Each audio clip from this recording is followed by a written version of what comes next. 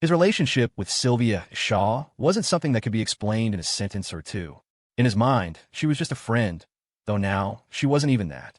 But Lord Charles and Princess Anna were true outsiders, and he felt no need to explain himself to them. Anna said no more. Lord Charles waved a dismissive hand. I've had her locked in holding cell too. If you want to see her, I'll have someone take you. Not later. Now, Liam said, not bothering with pleasantries. He added a perfunctory thanks. And thank you for your help, your lordship. The directness of his tone cut off whatever Lord Charles had been about to say. The monarch sighed and summoned 2 guards to escort Liam out. As Liam was wheeled away, Anna couldn't help but ask, Father, why don't you just tell him the truth about who he is? Wouldn't it be better to be direct? Instead, he kept hiding it, and the worry had kept his brow furrowed for days. It pained her to see it. Lord Charles sighed again. Didn't you see?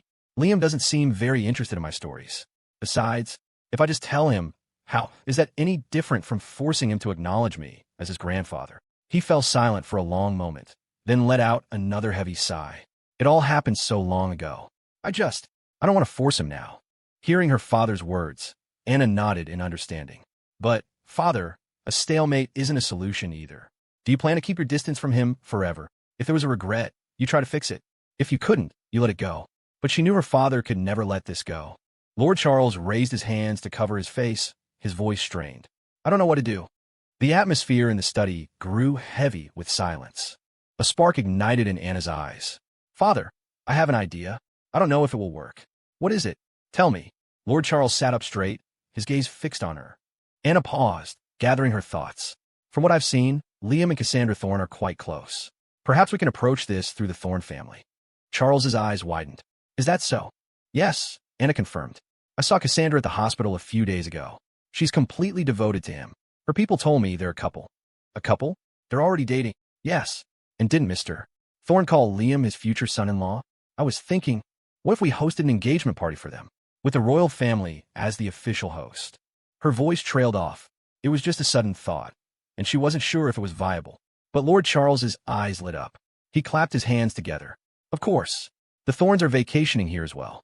I can bring them all together, and it would be perfectly natural for me to publicly acknowledge Liam as my ward, my honorary grandson. As if struck by a bolt of inspiration, he stood up, pacing with excitement. That's the plan. Anna, you'll handle the arrangements for the next few days. I'll take a short leave. We'll tell everyone I've fallen ill. Anna nodded. Of course. In front of holding cell 2, Liam saw Aled, the guard he'd encountered during his escape from the Mornin Hills estate. Aled was uninjured and was now on patrol in the subterranean corridor. When he saw Liam approach, his eyes flickered. You broke your leg? Aled stepped forward, gesturing toward Liam's cast. Had a little fall down a mountain, Liam said with a wry smile. But thank you for saving Chloe. Just doing my job, Aled replied, his eyes narrowing as he studied Liam. Fell down a mountain? Only an idiot would believe that. But he didn't press the point. Are you here to see Sylvia Shaw? Liam nodded. Yes. There are some things I need to make clear to her. Right. Aled gestured for the guards behind Liam to stand back. He then moved behind Liam's wheelchair and took the handles himself. As the heavy iron door of holding cell 2 creaked open, a woman shrouded in a black hood and bound in chains came into view. The room was stark but clean. A bed, a toilet, a small table. Every sharp edge was padded with foam, as were the walls. A chain ran from the corner of the wall to the foot of the bed. Aside from her bound hands, it gave Sylvia some room to move. But it gave her no means of self-harm. Her hair was a tangled mess spilling over her shoulders. She was curled in a corner of the bed, her back pressed against the padded wall. At the sound of the door, her entire body trembled. Why did you take me? Let me go. I have to find Liam, she muttered, her voice frantic, almost insane. Liam was silent for a moment, then glanced at Aled. Aled leaned in close. After you were pushed, we knocked her out and brought her here, he whispered. She was saying that right before she passed out. She wanted to die with him. She's completely lost it. Liam's eyes narrowed. He gripped the wheels of his chair and looked at the retinue of people behind him. Have them all leave. I have a few things to say to her alone. Hearing a familiar voice, Sylvia's hooded head twitched, turning blankly toward the sound. Aled understood. He waved his hand, dismissing the other guards. I'll step out as well, then. No, Liam said, shaking his head. You stay. Be a witness. He wasn't about to be alone with her. If it weren't for Cassandra's pregnancy and her volatile emotions, he would have brought her with him. Aled had seen plenty of these private confrontations, but this was the first time someone had asked him to stay. He gave Liam a long, appraising look and nodded slowly. All right, I'll be over here. You two can talk. Good. Liam pushed his wheelchair into the cell. After a few more words, Sylvia seemed to confirm that the man before her was indeed Liam. She grew agitated, shouting blindly toward the door. Liam, it's you, isn't it? Liam, are you here to save me? Even now, she still thinks I have amnesia. Liam raised an eyebrow, watching her in silence. He remembered their first meeting. Back then, she still had her sanity. Putting aside her obsession with him, she was a goddess-tier woman. Now she was this, a raving lunatic. What the hell is love, anyway? It's like poison. When Liam didn't answer, Sylvia began to mumble to herself. Liam, we grew up together. Our parents even arranged for us to be married. Do you remember? We were already engaged. As the sole witness to this scene, Aled found his estimation of Liam rising. He hadn't realized there was so much history here. Liam's expression remained unchanged. He simply watched Sylvia, and even through the hood, he could feel her desperate, hopeful gaze. She was praying that he had amnesia, that he had come to rescue her. But that was a fantasy that would never come true. Sylvia, he began, his voice low. The words that followed were utterly brutal. Your gamble failed. It failed. He didn't have amnesia. How could such a cruel bet ever have paid off? Sylvia froze. Curled in the corner, she looked as if she had been struck by lightning, motionless for a long time. Liam said nothing more, just watched her, finding the situation almost laughable. How could she possibly think time could be reversed? There were no do-overs in this world. The atmosphere in the cell solidified. The once frantic Sylvia suddenly became eerily calm. She lifted her head, and in the total darkness of her hood, her lips curved into a smile. Is that so? She murmured, then let out a laugh, a desolate, hollow sound. So it really was a failure. She spoke to herself, lost in her own world, unable to turn back. Liam didn't know how to describe his current feeling. It was complicated. He didn't dislike Sylvia, nor did he truly hate her. He just found her pathetic, trapped in a world of her own making, completely oblivious to reality. But he couldn't forgive what she had done. No, this wasn't about his forgiveness. If anyone was going to forgive her, it would have to be Chloe. He had no right to do it on Chloe's behalf. His silence was a clear signal that whatever had been between them was now over. But Sylvia still wasn't ready to give up. Liam, answer me honestly. If I had been the first one to find you, would the ending have been different? Liam was taken aback. Even now, that was what she was fixated on. He couldn't hold back any longer. Why are you so obsessed with the past? Can you go back? Does time flow backward in this world? How can you fix what's already happened? And even if I'd lost my memory this time and gotten together with you, what would have happened when I remembered? When I remembered everything you did, do you really think I would forgive you? He spoke more than he ever had, perhaps because he knew he would never see her again. Some things just had to be said. I don't need your forgiveness. I just need you to remember me. Even if it's hate, I want to be the most important person in your heart. The words sounded like they were ground out from between her teeth. If not for the hood, Liam was certain he would have seen a twisted, contorted expression on her face. Is that so? Liam laughed. He looked at her, his smile cruel. Sylvia, I've thought a lot about that obsession of yours since I woke up. I think I have an answer for you now. He watched her coolly. He saw her crawl forward, a posture of extreme anticipation. He spoke. You remember Lawrence Landon, right? The Grandpa Landon you used to talk about. If you had been the one to find me, it would mean I'd have recovered my memories under his roof. We would have gotten engaged, living a life of polite respect under his direction. But do you really think Lawrence Landon ever wanted me to be happy? Lawrence. It had been so long since she'd heard that name. Sylvia had almost forgotten he existed. She muttered the name, then asked Liam, I truly didn't know he was deceiving me. But I'm sure if we had been together, I would have discovered his plan. Did you discover it last time?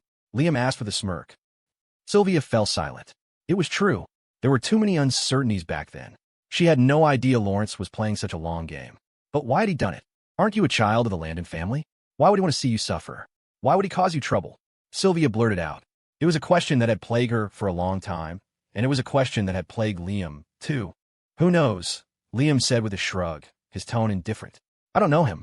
Why should I care what he wants? Who was asking? Who cared? Just some stranger. Why waste the energy? If he had to care about everything and question everything, his brain would explode. Just focus on yourself. Everyone's an adult. Who has the time to listen to someone else's sob story? His blunt reply stunned Sylvia. You don't care at all. You don't want to know what his motives were, what he was trying to do. Nope. The answer was clean and sharp. It was the same selfish Liam as before, but now, The circle of his selfishness had expanded to include Cassandra, Chloe, and Leo, and the entire Thorne family. Beyond that, no one could command his energy. There was no need, and he had no time. It was the same for everyone. You shouldn't let a few rumors get you down. As the saying goes, if you get angry and hold on to an insult someone throws at you, then that insult keeps hurting you for as long as you remember it. Why waste time and energy on people like that? It's not worth it. Beside him, Aled glanced up. The Lawrence Landon they were talking about was in holding cell 1, right next door. He leaned toward Liam's ear. Mr. Lynn, Lawrence Landon is being held next door. He assumed Liam didn't know, and his unspoken offer was clear. If Liam needed him, he could go get the man right now. But Liam just turned his head. Then let him stay there. Aled was stunned. If he'd heard correctly, this Lawrence Landon was holding secrets central to their whole story. The answer was just a few steps away, yet Liam had absolutely no interest. The reply made Aled suddenly fascinated by Liam. The man truly was different, just as his legendary file suggested. Unpredictable. No wonder two heiresses were so obsessed with him. Ignoring Aled, Liam turned his attention back to Sylvia. I want to take revenge on you, but I can't speak for Chloe. You did whip her, after all. I'll tell her you're here. I won't interfere with whatever she decides to do. As for everything else you've done, the royal family will be the judge. His words were final. In one simple statement, he had declared their relationship completely and utterly over. Yet, even now, Sylvia still hadn't seen his face. Through the hood, she could only hear his voice, but she couldn't see him. As the sounds in the room quieted, Sylvia's eyes flickered, and her lips parted slightly. She looked in Liam's direction, seeming to know the answer already. Liam, she whispered, as if pouring out a lifetime of longing into that single name. Her voice was so faint it was almost inaudible. Liam frowned, watching her dispassionately without speaking. She said, "Can you help me take this off? I just want to see you one last time. One last look. After today, there would be no more chances." She seemed to have accepted her fate. She was anxious, her arms flailing, causing the iron chains on her wrists to rattle and clang. She seemed to be searching for something. Liam narrowed his eyes, watching her but said nothing. After a long search, Sylvia seemed to panic. She tugged at her clothes, pulling her collar open and exposing a wide expanse of pale skin. He wasn't the only one in here. Liam glanced at Aled, who immediately tilted his head back, making a show of seeing nothing. The next second, Sylvia's voice rang out again. "Where's my box? The wooden box I carry with me. Where did you put my wooden box?" "What box?" Liam asked Aled. Aled shook his head. "I don't know. I wasn't on the team that captured her." He looked toward a cabinet by the door, and his eyes lit up. "Is that it?" he asked, pointing. Liam's gaze followed. He saw the carved wooden box. He recognized it. It was the one Sylvia had been clutching during their escape from the Morning Hills. The one where she'd hidden her sedatives. And an envelope. "Bring it here," Liam said softly. Aled nodded and retrieved the box. Sylvia had always held it so tightly. This was the first time Liam had ever touched it. He took it, opened it, and glanced inside. In the carved wooden box, apart from the syringe and the envelope, there was nothing else. "What are you looking for?" Liam asked Sylvia. "Give me the envelope," she cried. Liam paused, then pulled out the envelope. To his surprise, he felt a small bulge at the bottom. Puzzled, he reached inside. It was a necklace. Attached to the chain was a locket. Sylvia had shown him the necklace before, but he'd never paid attention to what was inside the locket. "You're looking for this necklace?" Liam frowned. "Yes, you gave it to me. It has our picture in it." Sylvia suddenly smiled, as if she had accepted her fate. He opened the locket. Inside was indeed a childhood photo of him and Sylvia. A heavy feeling settled in Liam's chest. His emotions were a tangled mess. He didn't know what to say, but he knew this had to end now. "Give her the necklace," he said, handing it to Aled. "Yes, sir." Aled took the necklace, walked over to Sylvia, and placed it in her palm. Clutching it like a precious treasure, Sylvia's hand closed around it, refusing to let go. The curtain had fallen. There was no need for any more words. Liam took one last, long look at Sylvia, then said to Aled, "Get me out of here. Right away, Mr. Lynn." Aled moved to push Liam's wheelchair, but Sylvia's voice, a mixture of despair and hope, rang out one last time. "Liam, you won't even let me see you one last time?" Aled's hand froze. He looked at Liam. He knew what she had done. Arson, murder. All of it. He knew what kind of fate awaited her. One last look didn't seem like too much to ask. But Liam just smiled. "There's nothing to see. Our relationship ended a long time ago, didn't it? The moment you started threatening and hurting my friends, we could never go back to the way we were. There was no going back. What was the point of a last look? It would only give her false hope." And what good was hope without a future? Aled, take me out, Liam commanded, before Sylvia could reply. Aled didn't dare hesitate. He nodded quickly, took the handles of the wheelchair, and pushed Liam out of holding cell 2. Behind them, until the very last moment the door slammed shut, Sylvia's incredulous voice echoed. Just one last look. You won't even grant me that. Liam, you're truly cruel. You've always been so cruel to me. The heavy door closed, cutting off her voice. From that moment on, there was nothing between them. On his way out, Liam glanced subconsciously at holding cell 1. He remembered Aled saying that Lawrence Landon was locked up in there. He also remembered Chloe telling him that after he fell into the sea, the Thorne family had dealt with the Landons. Lawrence had apparently been held by the Thornes, but for some reason, he had been moved here to the royal estate. Perhaps they had some business dealings. Liam really didn't want to think about it anymore. His only thought now was to heal his leg, get back on his feet, and get back to the gym. Then he could carry one in each arm. For now, nothing else mattered. Leaving the royal residence, Aled had already arranged for a luxury SUV to take Liam back to the Stanton estate. Cassandra had been waiting all day. By the time Liam got home, the dining table was already laden with all kinds of dishes. His timing was perfect. You're back early, Cassandra quipped, straightening up from her sprawl on the sofa. Liam glanced around the room and smiled. So you've just been lounging on the sofa all afternoon? What else was I supposed to do? Cassandra shot back with a glare. There's nothing for me to do, so I had no choice but to wait for you. Though her tone was accusatory, she was smiling. As she spoke, she sat up and called out to Evelyn. Evelyn, tell the chef to reheat the food, and call Riley and Chloe down for dinner. Right away, Evelyn replied. It had been 2 hours since they'd left the hospital, and night was falling. Everyone was starving.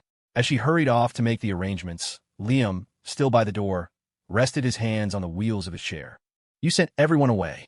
Who's going to push me? He teased. Cassandra's lips twitched. She rose gracefully and walked over. How about I push you? That would be great, but I'm worried you'll push me face first into the floor, my lady, he shot back with a grin. The next thing he knew, she'd smacked him lightly on the head. You and your smart mouth. Do I look like that kind of person? Liam, completely shameless, added, a little bit, yeah. You. Cassandra was momentarily speechless. With a huff, she let it go and pushed him into the dining room, taking a seat directly across from him. All right, spill it. What were you up to this afternoon? Meeting his gaze, Cassandra went straight for the jugular. Liam didn't hide anything. I was about to ask you the same thing. How did Lawrence Landon end up locked up in the royal residence? Was that your father's doing? At his question, Cassandra propped her chin on her hand, thinking for a moment. He is? Dad didn't tell me anything about it. Liam was surprised. You didn't know either? How would I know? They don't involve me in any of the family business anymore, she said, a hint of annoyance in her voice. They're afraid I'll get tired and keep finding excuses to keep me out of it. Having been a queen for so long, it was strange to suddenly have all her power taken away. She wasn't used to it, but considering she didn't need to take care of herself, she didn't press the issue. Seeing Liam lost in thought, she offered, Mom and Dad are staying here tonight. If you're that curious, you can ask them then. Liam was about to nod when he saw Evelyn walk in, looking flustered and excited. Dr. Aiden was right behind her. Miss Sir Dr. Aiden is here, Evelyn announced, her face flushed and her breathing heavy. She was clearly thrilled. Cassandra froze, then tensed up. Dr. Aiden? Is there something wrong with Liam's leg? Liam's heart sank as he looked over. No. Dr. Aiden quickly held up his hands, smiling. His lordship has ordered me to stay with Mr. Lynn for the time being. He's concerned about potential complications and hopes I might stay here. His meaning was clear. He was hoping Cassandra would offer him a place to stay. The Stanton estate had no shortage of rooms. It was a simple matter to prepare one. Cassandra understood immediately. She nodded. Evelyn, I'll leave this to you. Get a room ready for Dr. Aiden, somewhere close to our bedroom. Evelyn couldn't have been happier. She nodded eagerly. Of course, I'll go prepare it right now. Just as she was about to turn and leave, Dr. Aiden called out, Miss Thorne, forgive me for asking, but are you and Mr. Lynn currently sharing a room? The atmosphere instantly became awkward. Cassandra raised an eyebrow. He's my husband. Of course I'm staying with him. Dr. Aiden hesitated for a moment before saying, I would recommend that you two sleep separately for the next week. Mr. Lynn's leg injury has not yet healed, and it would be better for him to rest alone. Cassandra was visibly reluctant, but Liam was all for it. If nothing else, he knew Cassandra's terrible sleeping habits better than anyone. She might roll over and crush him in the middle of the night. His leg was already in this state. Another hit might just finish him off. I think Dr. Aiden has a point. Liam chimed in quickly. Cassandra's face hardened. What's that supposed to mean? You've gotten bold, haven't you? Now you dare to sleep without me. I didn't. My lady, I just think the doctor is right. In our current situation, what if things get heated? Then I'll help you with that. Or you can just exercise a little self-control. I haven't seen you in days. Are you really going to make me sleep alone? That's a different matter. Seeing the two of them squaring off across the dinner table again, Dr. Aiden scratched his head in embarrassment. It was the first time he'd seen patients, two adults, no less, argue with a doctor's orders. But Evelyn, standing beside him, seemed completely used to it. Dr. Aiden leaned over to her. Are they always like this? He whispered. I'm used to it, Evelyn replied, before taking his arm and pulling him toward the door. Don't worry. Their bark is worse than their bite. They'll argue, but by tonight, they'll do as they're told. Is that so? Dr. Aiden murmured, not saying anything more.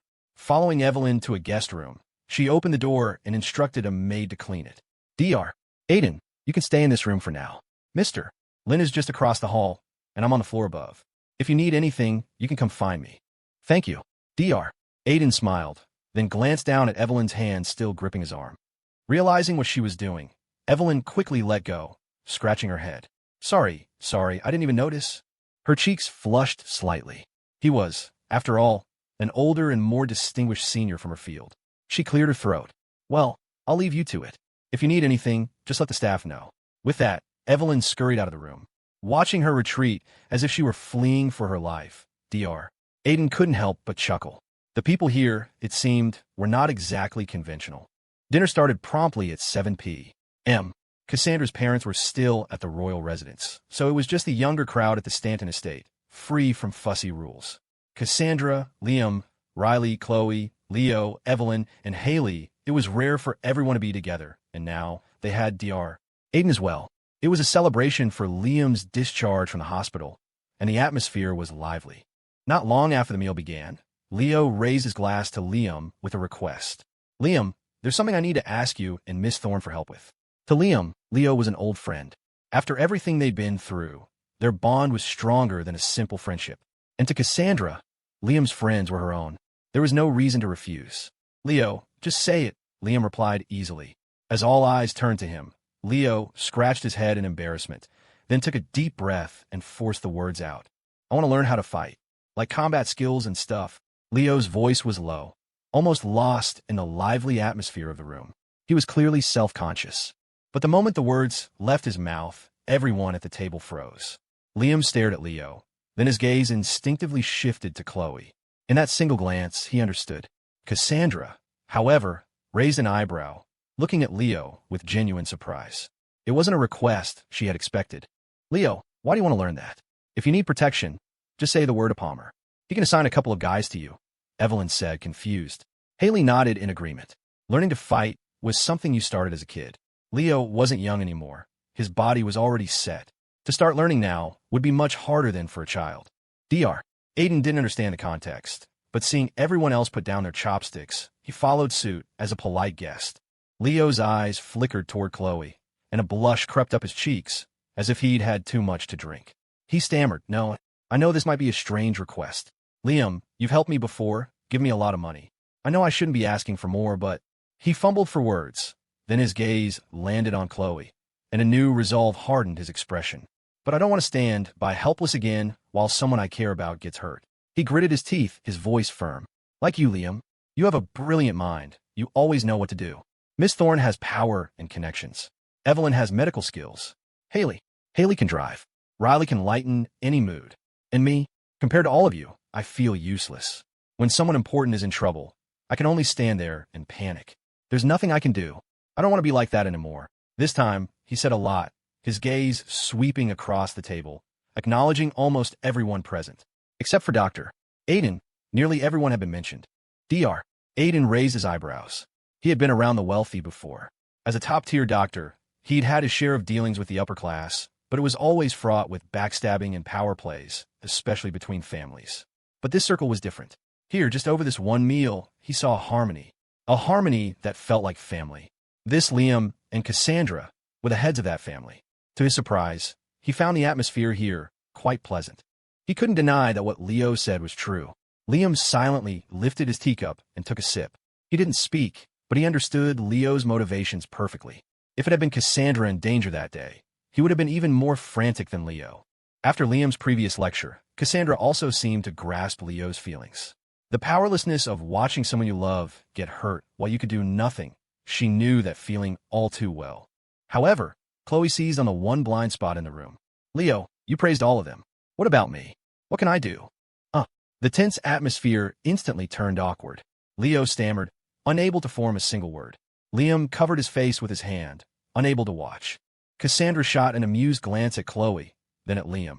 They really are brother and sister, cut from the same cloth. Good thing Liam has a little more emotional intelligence, or I'd still be chasing him. Riley shook her head, leaned forward with her hands on her hips, and pouted. Hey, Leo, so my only skill is lightening the mood? You call that a compliment? Haley added dryly. I do more than just drive, you know. You could have mentioned I'm efficient and capable. The three women, one after another, completely deflated the emotional momentum Leo had built up. Watching this chaotic scene unfold, Aiden couldn't help but smile. The people here were certainly interesting. Evelyn buried her face in her hands. Seeing the smile on Dr. Aiden's face, she wanted to crawl into a hole. They were making a spectacle of themselves in front of a guest. Liam, you decide, Cassandra said with a smile, her one sentence stabilizing the room. Decide what? I think it's a great idea, Liam said without hesitation. I always wanted Leo to be able to protect Chloe, but we were short on time back then. Now that we have the time, of course he can learn. Leo's face lit up. Really? Liam, you'll really let me train? Liam nodded with a smile, then looked at Cassandra. But finding you a master to teach you, that's a job for Cassandra. For something like this, he couldn't think of anyone more suitable. Cassandra understood perfectly and nodded. I'll have Palmer take you for a few days. You'll start with the basics. But you better be ready. It's going to be brutal at the beginning. Your physical conditioning has to be up to par. No problem. I'll strap on some sandbags and run 5 miles tomorrow, Leo declared, jumping to his feet, full of bravado. 5 miles won't cut it, Cassandra added coolly, clearly enjoying the show. That's not even an appetizer. You'll need at least a week or two of hellish training. Understanding Cassandra's sadistic streak, Liam chimed in with a grin. 10 miles minimum to start. You can run around the estate. If you collapse from exhaustion, we happen to have 2 doctors on hand. Aiden, I'd be happy to be of service. Evelyn, don't worry, Leo. I'll have a few shots of adrenaline ready for you. You can run with peace of mind. Leo, who had just stood up, suddenly wilted. He mumbled, seriously? 10 miles right from the start. He looked down at the paunch he'd acquired over the last few months, and his face fell. Seeing his expression, Riley patted him on the shoulder sympathetically. Leo, you're a brave man. I wouldn't even dare tell my sister I wanted to train. The hell week she planned for me once nearly cost me half my life. Leo's eyes widened, and a shiver ran down his spine. Is it too late to take that back? He murmured. Clearly it was. As elegant classical music began to play softly in the background, he saw Cassandra and Liam exchange a knowing smile, and his legs went cold. Those 2 devils. The dinner party lasted until 9 p.m., and only after Evelyn's insistent nagging did Cassandra finally agree to go to bed. I finally get you back, and now I have to sleep alone. Cassandra pouted at her bedroom door, her hand clinging to Liam's wrist, unwilling to let go. After everything they'd been through, how could she feel at ease? Liam smiled and patted her hand. I'll stay with you. How about I wait until you fall asleep before I go back to my room?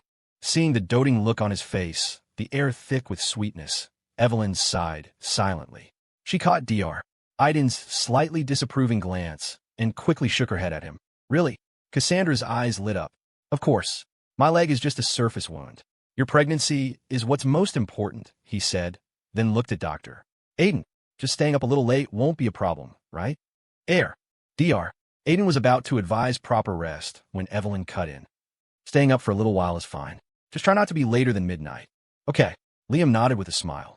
Delighted with his answer, Cassandra pulled Liam into her bedroom. It was a rare moment alone together. All day, they had only really talked during dinner, and that wasn't nearly enough for her. But she knew his leg was injured and he was staying to keep her company, so she couldn't be too demanding. I'm going to take a shower first. You could just wait here for me. With you by my side, I'm sure I'll fall asleep quickly tonight, she said cheerfully, closing the door and disappearing in the bathroom. Listening to the sound of the running water, Liam smiled and wheeled himself over to the bed. The room was exactly as he'd left it. On the nightstand were the books Cassandra read before bed and a brass-colored, ornately carved lamp that gave the room a vintage feel. Next to the books was her phone. At 9:10 p.m. sharp, the alarm went off. From a bathroom, Cassandra's voice called out, "Liam, can you turn off my alarm?" "Got it," he replied, picking up her phone. The alarm's label read, "Time for bed." After dismissing the alarm, Liam saw her phone's home screen. It was still the picture taken of him during the hell or paradise reality show. His profile was magnified, set against the backdrop of the sea. He couldn't remember the last time he'd seen that image. He never would have guessed Cassandra had been using it as her background all this time. A wave of nostalgia washed over him. In that moment, it struck him. He and Cassandra didn't have a single photo together. His own phone's gallery had very few pictures of her. If, in the future, when they were old and sitting side by side in wheelchairs, would their memories only exist in the stories they told each other? Just as that thought crossed his mind, Cassandra emerged from the bathroom. She was wrapped in a white robe, her freshly scrubbed skin almost blending in with the fabric. The early stage of her pregnancy was still hidden beneath the robe's folds. She was drying her long, damp hair with a light pink towel. "What are you looking at?" Cassandra asked, walking toward him. The steam from the bathroom followed her, carrying the scent of her body wash and shampoo. "Your phone," Liam said, holding it up with a smile before pressing the button to turn the screen off. Cassandra huffed, her tone petulant. "What's so interesting about my phone? Evelyn won't even let me use it anymore. Because of her pregnancy, and the fact that it had occurred after several nights of drinking, her doctors had advised her to minimize contact with electronic devices for the baby's health. So, for Cassandra, her phone was little more than an alarm clock. Most nights, she read a book before sleeping. Liam knew this, but couldn't resist teasing her. "Just checking to see if you have any secrets you're hiding from me." "What secrets could I possibly have?" Cassandra retorted, holding the towel with one hand and extending the other toward Liam. "You on the other hand." Looking at her slender white hand, Liam was confused. "What?" "Hand over your phone." "You checked mine, so it's only fair I check yours for secrets," Cassandra declared, as if it were the most logical thing in the world. Liam chuckled helplessly, took his phone from his pocket, and dutifully handed it over. "Here you go, my lady. If you can find anything, I'll be seriously impressed." "We'll see about that," Cassandra muttered, taking the phone without ceremony. She sat on the edge of the bed and began to scroll. The moment the screen lit up, she frowned. "Negative review. Your wallpaper isn't me." Liam threw his hands up. "My lady, why don't you check the photo album? There isn't a single picture of you in there." Cassandra glanced at it, her lips forming a pout. It seemed she had indeed checked the gallery and found only a few meaningless screenshots. "Fine," she mumbled. She tossed the phone aside. "Whatever. I'm done looking. It hurts my eyes." "Huh, you're done already?" "Yeah. What's there to see? We're together now. I have to respect your privacy, right?" It was a rare thing to hear from her. Liam couldn't help but feel a sense of wonder. It was truly a miracle. Cassandra was genuinely trying to be better, to trust him. A warmth spread through his chest. He picked up his phone and put it back in his pocket. "I was just thinking," he said casually, "we should go take some pictures together in a few days." Cassandra froze. "Pictures?" "Yeah," Liam confirmed with a smile. "I can't go to school right now anyway, and I don't have much to do at home. I thought we could use this time to take some photos. I want us to have memories." His words hung in the air, and the temperature in the room seemed to rise. It wasn't just about taking pictures. It was about who he was taking them with and why. Suddenly, Cassandra felt a prickling sensation in her nose. She looked at Liam for a long moment, then turned away to continue drying her hair, her voice muffled. "Okay, let's go take pictures then. And not just pictures. We can make some videos, too. Anything you want to shoot." Cassandra murmured a soft, and her eyes darted around the room. "We'll have Haley arrange it. She took photography as an elective in college. We can have her bring in a few professionals, too. The weather's been nice lately. It's a good time for photos." After he helped her dry her hair, Cassandra obediently climbed into bed. Liam sat by her side, holding her hand, and coaxed her to sleep. Just as she predicted, she was asleep in no time. It seemed she hadn't had a peaceful night's rest in a long time. She clung to his hand, and soon, the soft, steady sound of her breathing filled the room. Watching her sleep, Liam tucked the covers around her, waited a few more moments, then quietly wheeled himself out. When he opened the door, Evelyn and Dr. Aiden were chatting in the hallway. Seeing Liam, Evelyn quickly put a finger to her lips. She tiptoed into the room, turned off the lamp, and gently closed the door behind her before letting out a long sigh of relief. "The miss hasn't slept this early in days. It really only works when you're here, Mr. Lynn," she said with a sigh. Liam glanced at the time. It was just past 10. "You two should have gone to bed. You didn't have to wait for me." "Absolutely not."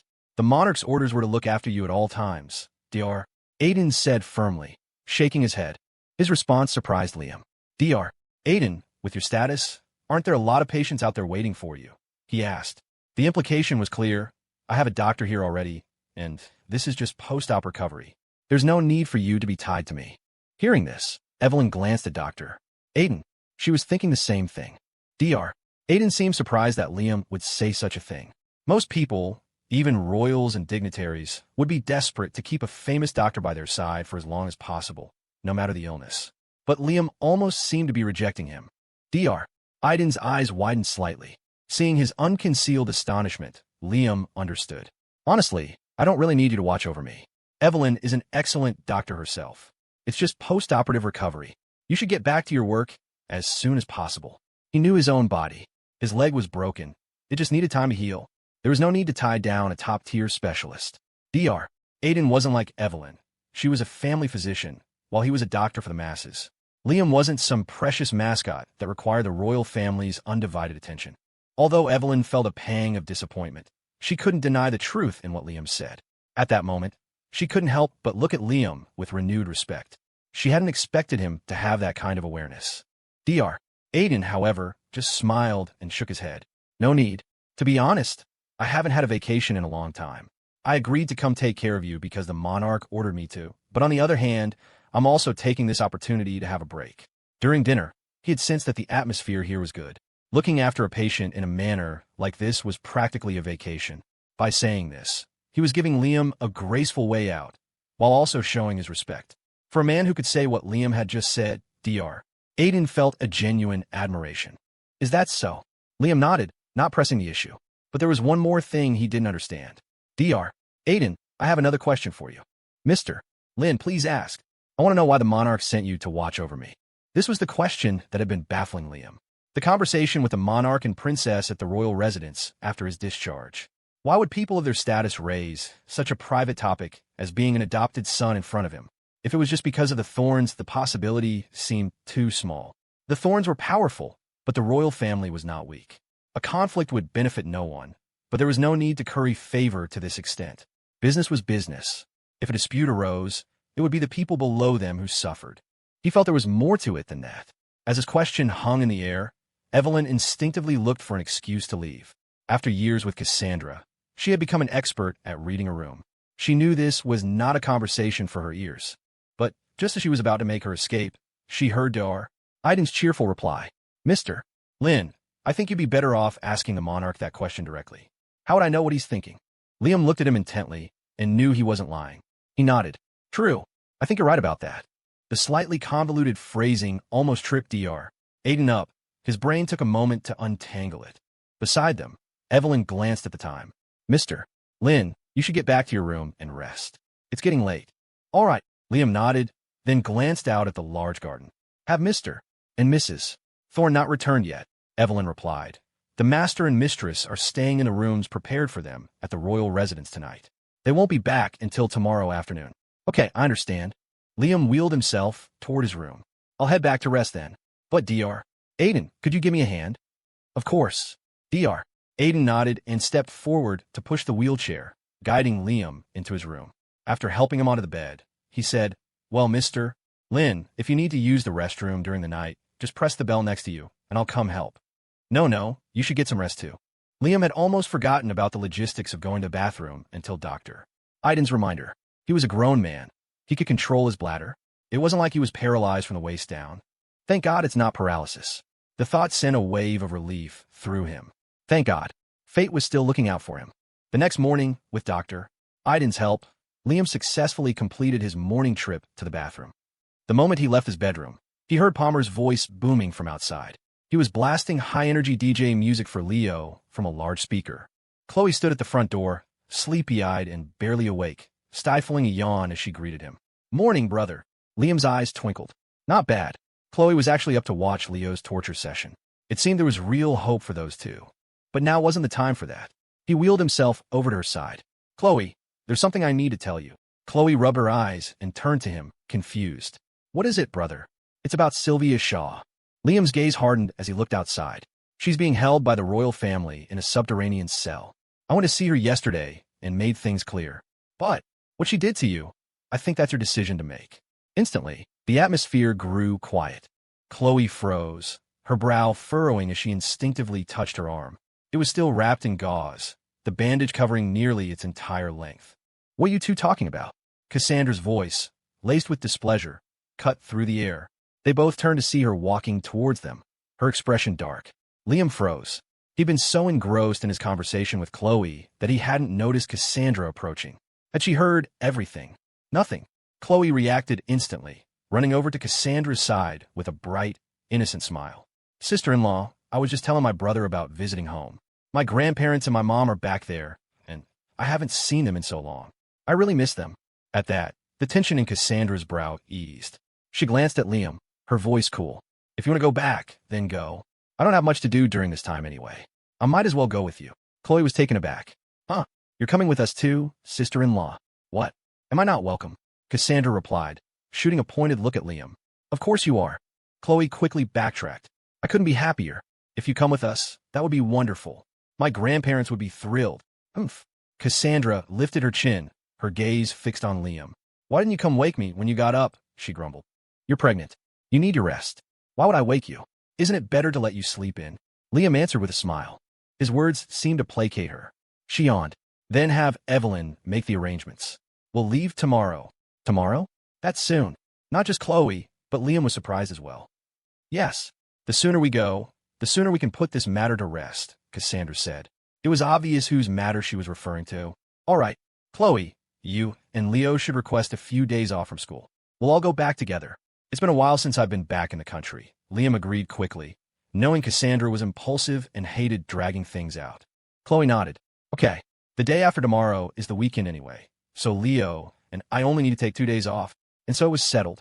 Seeing Cassandra's hand rest on Liam's shoulder, Chloe's eyes darted back and forth. Well then, brother, sister-in-law, I'll let you two talk. I'm just going to go get a bottle of water for Leo. She wasn't about to stick around and be the third wheel. Go on, Cassandra said. She leaned down, resting her chin on the top of Liam's head. A few stray strands of his soft hair brushed against her lips, making her feel a pleasant tickle. Liam said nothing, watching Chloe's stumbling retreat with an amused smile. Once she was gone, he couldn't help but speak. Cassandra, when do you think Chloe will finally figure out how Leo feels about her? How should I know? I'm not a mind reader, Cassandra retorted, her expression darkening slightly. Then her tone shifted. But before she figures that out, there's something else I want to talk to you about. What's that? Sylvia Shaw. The name came out without hesitation. She had wanted to talk to him about this for a while. Yesterday, Liam had gone to the royal residence alone. It was obvious he had seen Sylvia there. Though he hadn't mentioned it upon his return, she had waited, wanting him to tell her himself. But now it was the next day, and she was growing impatient. Her. Liam paused, looking up. He saw the dark silk of Cassandra's hair brush past his vision. He smiled faintly. That's over. I didn't tell you because I didn't want you to get angry over her again. Why would I be angry? Cassandra raised an eyebrow. When we got married, I invited the Shaw family. I showed them mercy on your behalf. You did. Liam was stunned. He had never heard anyone mention this before. I thought she would have given up. I never expected her to turn out like this. But if you're thinking about repaying her for past kindnesses, don't bother. I already took care of it for you, Cassandra said matter-of-factly. It was the truth. Anyone who dared to touch her man would face the consequences. The Landon family was the prime example, and their fate was clear. The only reason she hadn't touched the Shaw family was because of the kindness they had once shown Liam. With that history between them, she was willing to consider his feelings. Listening to her words, Liam was stunned. Other than marrying him while he was dead, this was the first he'd heard of this. She had done so much for him behind the scenes. First Chloe, now Cassandra. And outside, Leo was pushing himself to become stronger for them. Liam couldn't help but smile. He wondered what he had ever done to deserve so many people who were willing to do so much for him. For the first time, he felt truly protected, trusted by those he trusted. It was a powerful, reciprocal feeling. He smiled. Thank you, Cassandra, he said, his voice a little hoarse, but it didn't stop him. You repaid a debt for me once. Chloe did it again. I did it once more. The Shaw family is in the past now. From this moment on, the page was turned. Sylvia Shaw would never be an obstacle between them again. His connection to the Shaw family was severed. Cassandra hummed lazily. She stood up and stretched. Let's go get some breakfast. Mom and Dad should be back soon. Liam smiled. Okay, Around noon, Caleb and Catherine Thorne, who had been gone for over a day, finally appeared at the Stanton estate. As always, Catherine wore a luxurious, form-fitting green silk dress, every movement a picture of high society elegance. Caleb was in a sharp, ink-black suit. Standing together, they looked like a matching set, with no trace of age on them. The moment she saw him, Catherine rushed over and knelt in front of Liam, her voice full of concern. "Liam, how's your leg? You have no idea. When I heard you were hurt, I was worried sick." Hearing the term of endearment, Cassandra's eyes flickered from her seat on the sofa, but she said nothing. Catching Cassandra's calm expression, Liam understood and smiled back. "I'm fine now. It just needs some time to heal. It's nothing serious. That Shaw girl, how could she push someone down a mountain? If your uncle hadn't stopped me, I would have slapped her myself." Catherine fumed, then turned to Cassandra. "Cassandra, how are you? It's been so long. Mommy missed you so much." Hearing her mother's dramatic pronouncements, Cassandra snorted, about to retort when Riley came bounding down the stairs. "Mommy, you haven't seen me in ages either. Why don't you miss me?" Riley stood with her hands on her hips, her little mouth pouting as she glared at her mother. Caught off guard by her sudden appearance, Catherine stammered, "What are you talking about, dear? You're both my daughters. How could I not miss you? I just didn't see you come down." "Oomph." Riley snorted, lifting her head proudly. The next second, Caleb smacked her lightly on the back of the head. "Hey, you little brat. Is that any way to talk to your mother?" It was just a joke, but Riley's face crumpled as if she'd taken a real blow. She looked at Catherine with teary eyes. "Mommy, why is Daddy being so mean?" Catherine frowned disapprovingly. "Caleb, what are you doing? Why would you hit our daughter?" Hearing his own wife chastise him, Caleb quickly raised his hands in surrender. "I'm innocent. I just tapped her gently. I'd never really hit our daughter." Behind Catherine's back, Riley made a face at her father. "Good grief, they're just playing around." Liam watched Riley with a helpless smile. The girl was a real character. Knowing it was all an act, Catherine didn't scold her further. She took Riley's hand. "Let Mommy have a look. Have you been slacking on your skincare again? Look, you're breaking out." "Where? Am I?" Riley panicked, whipping out her phone and turning on the front-facing camera to inspect her face. She mumbled, "It's my sister's fault.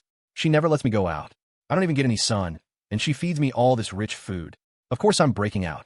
Seemingly unfazed by this display of theatrical pouting, Cassandra raised an eyebrow and took a sip of tea from the coffee table.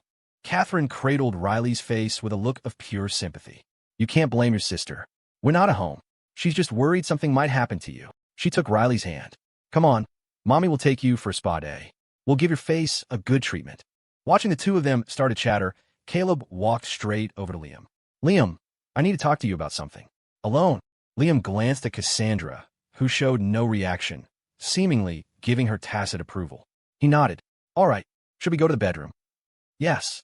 Caleb nodded and moved behind Liam's wheelchair. "Let's go. I'll push you." Having no reason to refuse, Liam let Caleb wheel him into the bedroom. Once the door was closed, Caleb's gaze fell on Liam, his expression filled with self-reproach. "Liam, your leg. Is it really okay?" "It's fine." The monarch brought in a renowned orthopedic surgeon, Dr. Aiden. "He's staying here now. It's just a broken bone. It'll heal after some rest," Liam replied with a smile, giving him an update on the situation.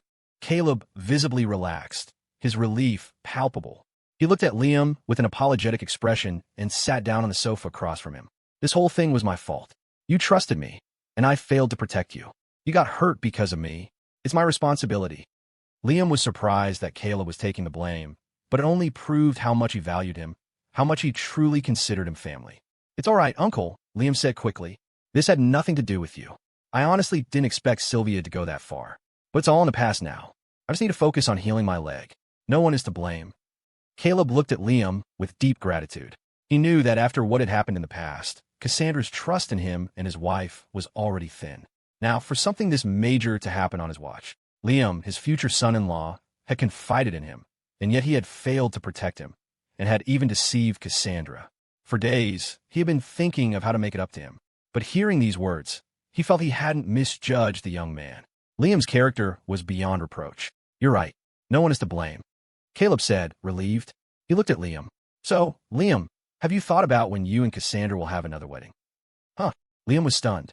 The topic had jumped so fast, he almost couldn't keep up. "Last time, Cassandra insisted on marrying you. We invited Catherine's parents, but they thought it was bad luck and refused to come. Now that you two are together, you naturally need to have a proper ceremony, Caleb said, stroking his chin as he stared intently at Liam. He had it all figured out. As Victor's son, once Liam married his daughter, he would completely step back and hand over the family business to him. He had previously thought Liam was too young and needed more experience, but after the last few incidents, he had seen Liam's judgment and character clearly. He had no reservations about entrusting his daughter to him. As for compensation, what could be more fitting than handing over the entire Thorne family fortune? Liam was completely unaware of Caleb's thoughts. He only heard the suggestion of another wedding, and he agreed. But not now. He had already made a promise to Cassandra. Glancing down at his leg, Liam said, "Let's wait until my leg is healed. I've already talked to Cassandra about it. This time, I'll be the one to plan the wedding. I promise I'll give her a ceremony she'll be happy with." Caleb was very satisfied with this answer. He nodded. "Good. You two can discuss it, then just let us know in advance. We'll be waiting for our invitation." "Of course," Liam nodded, and the two men shared a smile. Caleb took a sip from his cup and changed the subject again. "By the way, Liam, the royal family is holding a banquet in a few days. All sorts of influential people will be there. Charles sent word that he wants me to invite you." "A royal banquet?" Liam was taken aback. He had no real connection to the royal family, other than through Caleb. Why were they inviting him now? "Charles seems to hold you in very high regard. He spoke to me privately at the banquet yesterday and insisted that you attend." "I don't know much more than that," Caleb said calmly, taking a long sip of his tea. The meaning was clear. To have a world-renowned surgeon assigned to Liam's side. That level of favor was beyond anything Caleb had imagined. But from what he could see, Charles's attitude was one of esteem, not hostility. "I see." Liam thought for a moment, then asked, "When is the banquet?" 5 days from now," Caleb replied. "It happens to fall on Thanksgiving. Charles said the holiday has a good meaning, so he wants to hold the banquet on that day. The UK didn't traditionally celebrate Thanksgiving, but to hold a special banquet for him on that day." Liam didn't know what to make of it. He remembered that Charles had invited him to a banquet before, an invitation he had declined. He hadn't expected a second offer. Since Charles had just helped him, it would be difficult to refuse this time. But if it was Thanksgiving, he was supposed to be visiting his grandparents. He was sure the two elders would want them to stay and celebrate. For Liam, it would be the first time meeting his own family. On a holiday like Thanksgiving, he didn't want to disappoint them. So he could only say, "If it's on Thanksgiving, I'm not sure I can make it. I'm planning to go home with Cassandra tomorrow. I want to see Chloe's grandparents." His grandparents, too. Caleb paused. If Liam hadn't mentioned it, he would have forgotten that Liam had family of his own. It was an oversight on his part. As Victor's old comrade, he had failed in his duty. After Liam returned, he had been so focused on Liam himself that he had completely forgotten Victor had a father and mother-in-law. A flicker of sorrow crossed Caleb's eyes. "I understand," he said, his voice low as old memories surfaced. He thought for a moment, then pulled a gold card from his pocket and handed it to Liam. "Here, Liam, take this card. When you go see them, buy whatever the two elders need. Consider it a token of friendship from the Thorne family." He made it clear it wasn't from Liam, but a separate gesture from his family. Liam understood it was Caleb's personal sentiment. He didn't refuse taking the card. "All right, on behalf of my grandparents, thank you, Uncle." "Nonsense. What's there to be formal about? Once you marry Cassandra, we'll all be one family. In a few years, you and Cassandra can give me and Catherine a few grandbabies, and we can finally retire." Caleb waved his hand dismissively, a mischievous grin spreading across his face. The first part of the sentence was fine, but the last part sent a shiver down Liam's spine. Seeing Caleb's wicked smile, he was just glad they didn't know Cassandra was pregnant yet. Otherwise, with Catherine's personality, it would be an endless storm of shopping sprees and frantic preparations. The next day, as arranged by Caleb, Liam, Cassandra, Chloe, and Haley boarded a private jet back to the States. Crossing the Atlantic, the plane touched down at Black Lake Manor. The familiar scenery appeared before Liam's eyes once again. Maria had been informed of their return in advance and had already instructed the staff to clean the entire villa from top to bottom. She had also prepared a lavish feast. Seeing the familiar scene, Liam couldn't help but feel a wave of emotion. Things were so different now. He remembered when he first arrived at Black Lake Manor. He was filled with hostility towards Cassandra, and now she was his wife. Fate was a strange thing. As he was helped off the plane, Haley pushed his wheelchair while Cassandra stood by his side, their hands intertwined, a picture of intimacy. Seeing this, Maria, who hadn't seen Cassandra in a long time, covered her mouth, her eyes welling up with tears. "Maria, long time no see," Cassandra said with a smile, clearly in a good mood. Compared to her former domineering self, she now had a softer, gentler air about her. The greeting sent a jolt through Maria. She stared at her missus, her expression one of utter disbelief, as if she were seeing a ghost. Seeing Maria speechless with shock, Haley chuckled. Maria, what's wrong? Aren't you happy the miss is back? Happy? Of course I'm happy. It's just been so long since I've seen her, Maria stammered, too emotional to form a complete sentence. Her gaze fell on Cassandra and Liam's linked hands, and she began to cry with joy. You two finally got together. This is wonderful. I knew our miss could win him over. The comment made Liam's lips twitch in an awkward smile. Cassandra, however, just lifted her chin proudly, clearly pleased by the remark. She surveyed the villa and nodded in satisfaction. Looks good. You worked hard, Maria. Haley, give Maria a nice bonus for Thanksgiving in a few days. The Thorne family had always been good to their staff, with bonuses and gifts for every holiday. But for Cassandra to personally say the word bonus was a first. It clearly meant she intended it to be a big one.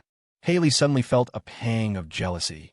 Seeing Cassandra in a good mood, she had a flash of inspiration. Miss, does that mean I get a big bonus too? Cassandra raised an eyebrow and uttered a single, magnanimous word. Granted. Haley's heart leaped with excitement. She eagerly pushed Liam into the house. Behind them, Chloe was also filled with emotion. After the Landon family's downfall, she and Leo had stayed here for a while. It had become a second home to them.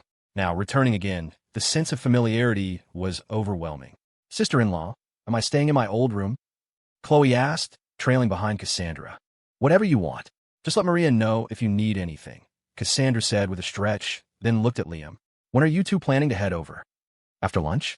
Or, Chloe, have you contacted our grandparents yet? Liam asked. Chloe shook her head. Not yet. I wanted to surprise them. Liam nodded and made a decision. Then let's go now. We don't have much time together as it is. We can rest here for a bit, then head out. Okay. Seeing Liam's eagerness, Cassandra didn't object. She just looked at him and said, You two go ahead today. I'm going to rest in my room for a bit. I'm tired from the flight. Though she and Liam were together, this was his first time meeting his family. He would surely have a lot to say to them.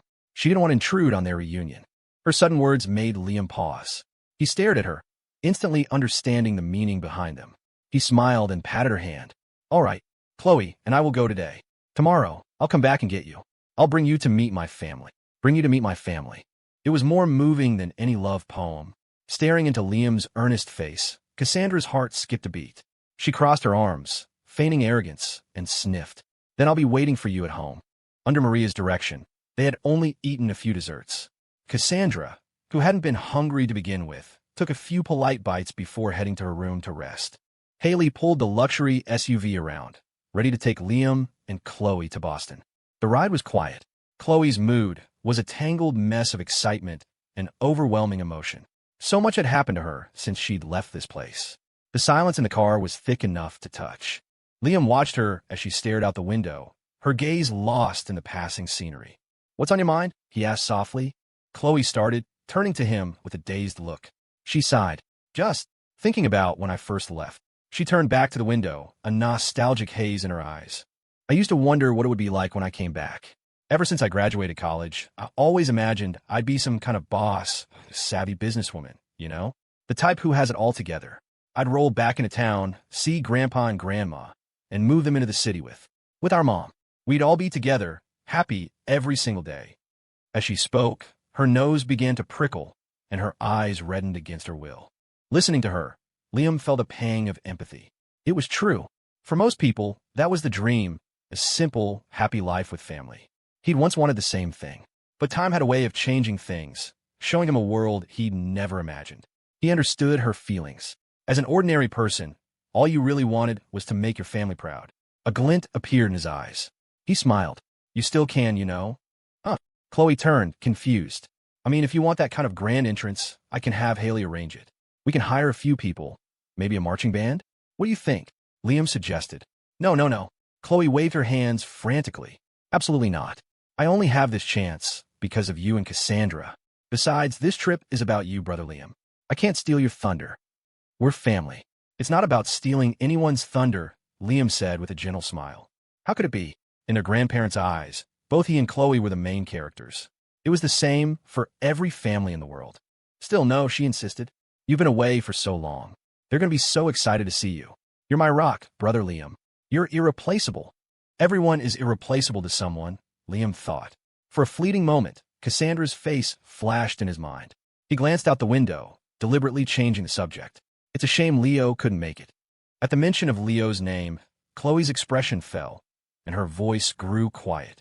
I actually told him I was coming home, but what about him? I don't know what's gotten into him, Chloe complained. He said it wasn't the right time for him to meet my family.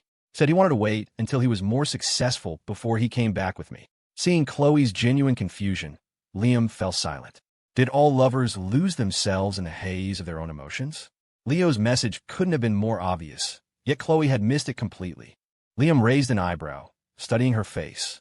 He had a sinking feeling that Leo's journey was going to be even longer and more arduous than his own. In that case, as a friend and a brother, he had to help him out. Chloe, he said directly, are you really this clueless, or are you just playing dumb? It's completely obvious what he meant. How can you not see it? Chloe blinked. Huh? What's obvious? Brother, what are you talking about?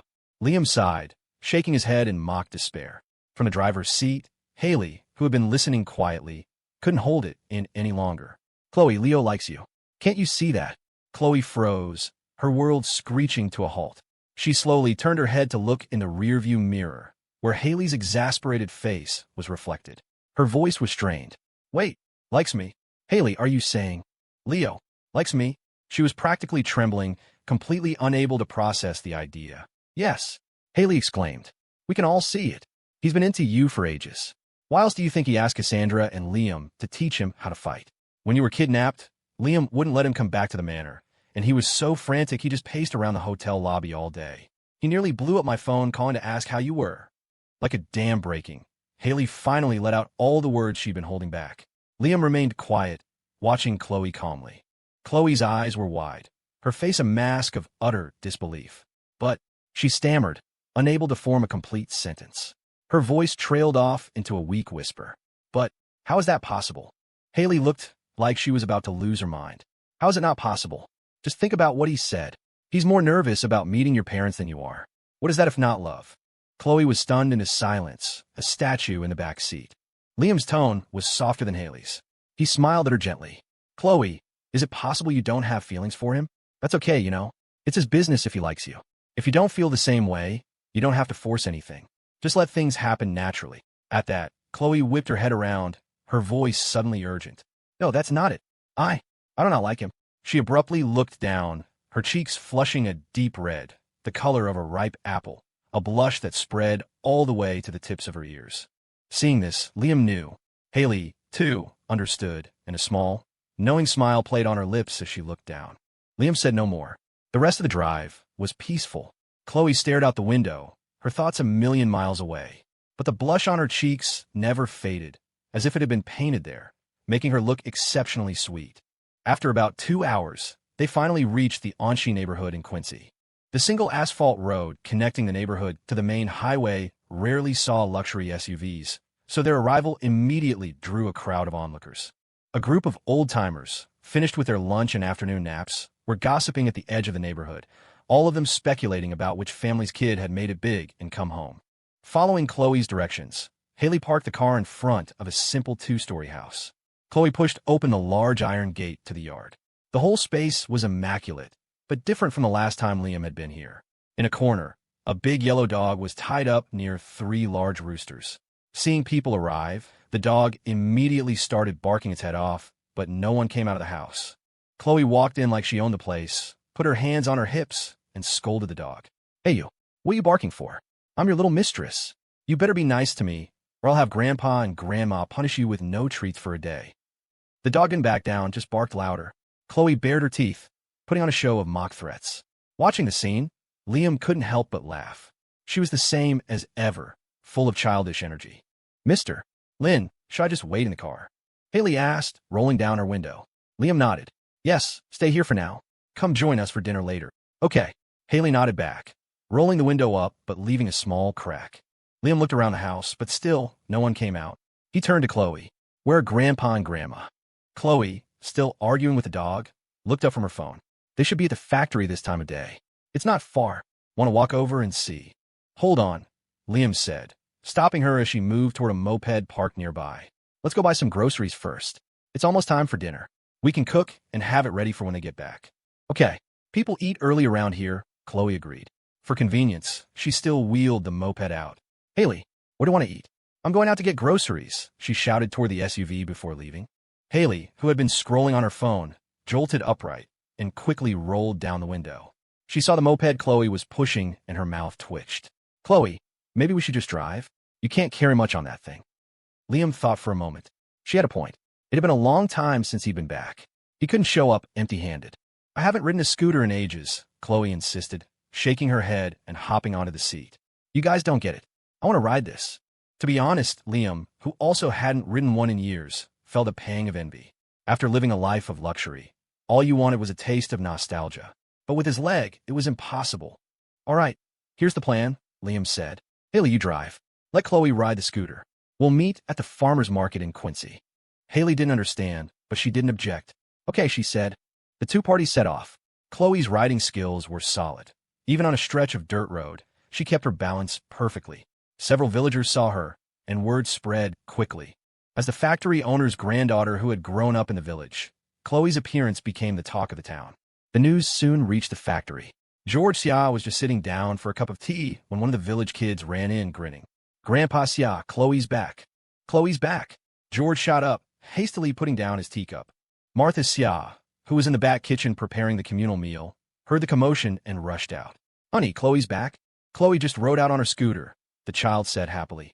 And there was a big black SUV following her, with a big brother inside. A big brother? Martha froze. Honey, do you think it could be the boy she told us about, the one who helped her at work? It could be. George's face lit up. He scrambled to clear the table. Martha, let's hurry it up today.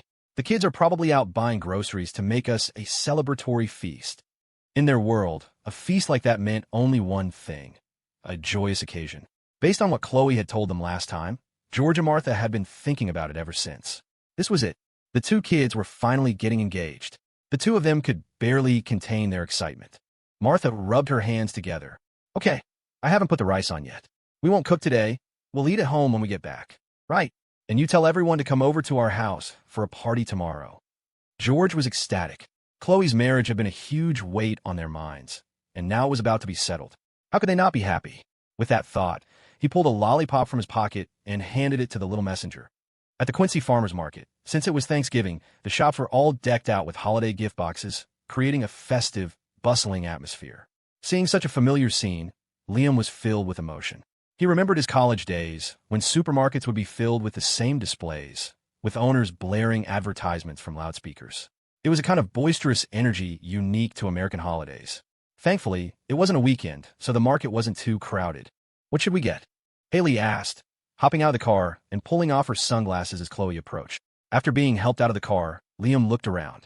Thanksgiving gift boxes are a must. And we need groceries. Chicken, duck, fish, the works. Hey, Chloe, is that big fridge we bought you still at the house? It's there, in the living room, she replied. We left in such a hurry, I don't know if it's full. If not, we'll buy another one, Liam declared.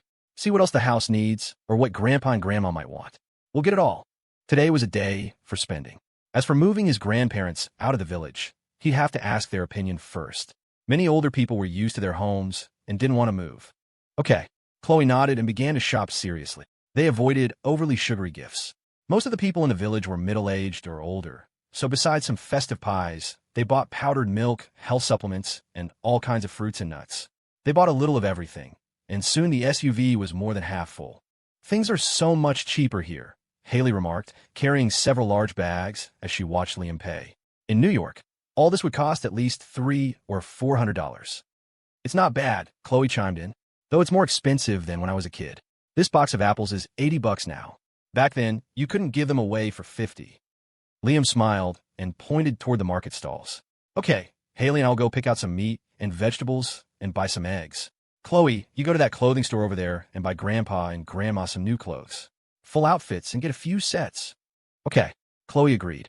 But brother, with all that stuff, can you and Haley carry it all? She glanced down worriedly at Liam's legs. Liam couldn't help but laugh. Your brother's a man, isn't he? Besides, if we can't carry it, we'll just hire a few people to help. After buying so much, most vendors would even offer delivery. And buying clothes was a job best left to Chloe. With time being short, it was best to divide and conquer. Don't worry, I've got his back. Haley flexed her arm with a smile. Only then did Chloe relax. All right, I'll go get the clothes. I'll meet you back here. They split up. Just like last time, Liam went on a spending spree. As he'd said, they spent so much at each shop that carrying everything was an issue. Haley just had the vendors loaded all directly into the SUV. Before long, the car was overflowing with gifts and groceries. As they were leaving the market, Chloe emerged from the clothing store, her hands full of bags, which she crammed into the car. Good thing Haley drove this big car today, Chloe said with a laugh as she climbed in. Otherwise, we wouldn't have been able to fit everything. Cassandra knew you'd be buying a lot. She told me to take this car last night, Haley replied from the driver's seat. Liam paused. Yesterday? That meant while they were still in the UK, Cassandra was already thinking about today. Brother, Cassandra is so thoughtful. Chloe marveled from beside him. She even thought of that. Liam just smiled, not saying anything more. Back in the She neighborhood, the news that Chloe had returned with her boyfriend had spread like wildfire. George and Martha had come home early. Seeing that the moped was gone, the two old-timers exchanged a knowing smile, and Martha went straight to the outdoor kitchen to start preparing food. Liam and Haley, being in the car, arrived a little before Chloe. As the SUV pulled up to the house, Liam saw a woman in a floral long-sleeved shirt busy in the open courtyard, holding a wicker tray.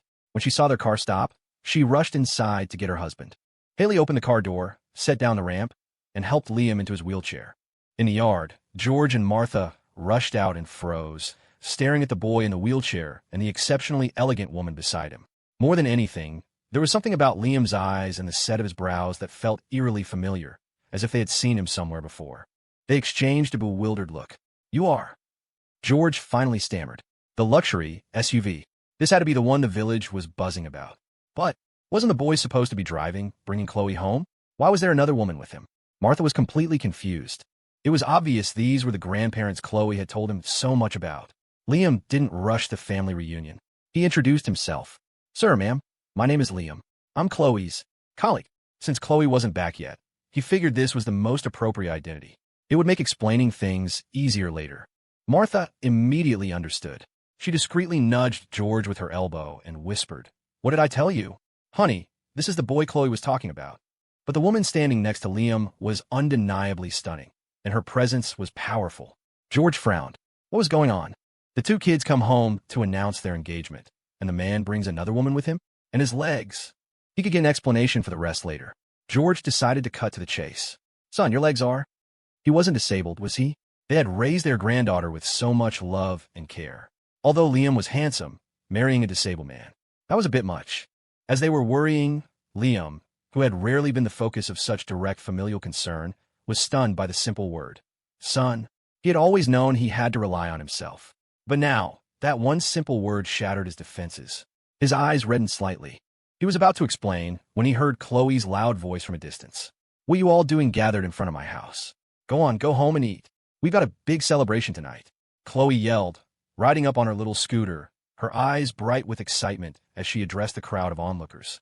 Seeing Chloe finally arrive, Martha and George exchanged a baffled look. Chloe got closer and saw her family standing at the gate. Grandma, Grandpa, what are you doing out here? She got off the scooter, and her eyes met Liam's. It clicked. Oh, right. Grandma, Grandpa, this is Liam. And this is Haley. She was the one who drove brother Liam and me here. So she's the driver. The two of them let out a collective sigh of relief. You child, you came back without even telling us. Martha's eyes grew misty, having not seen Chloe in so long. After a gentle scolding, she turned to Haley. Thank you so much, miss. These two have been a lot of trouble for you. She included Liam in her thanks. A warmth spread through Liam's chest. He completely missed Haley's look of awkwardness. It's no problem. Well, Mr. Lynn, I'll just wait in the car. Call me when you need me, Haley said, practically fleeing the scene and diving back into the SUV. Hearing this, George frowned again.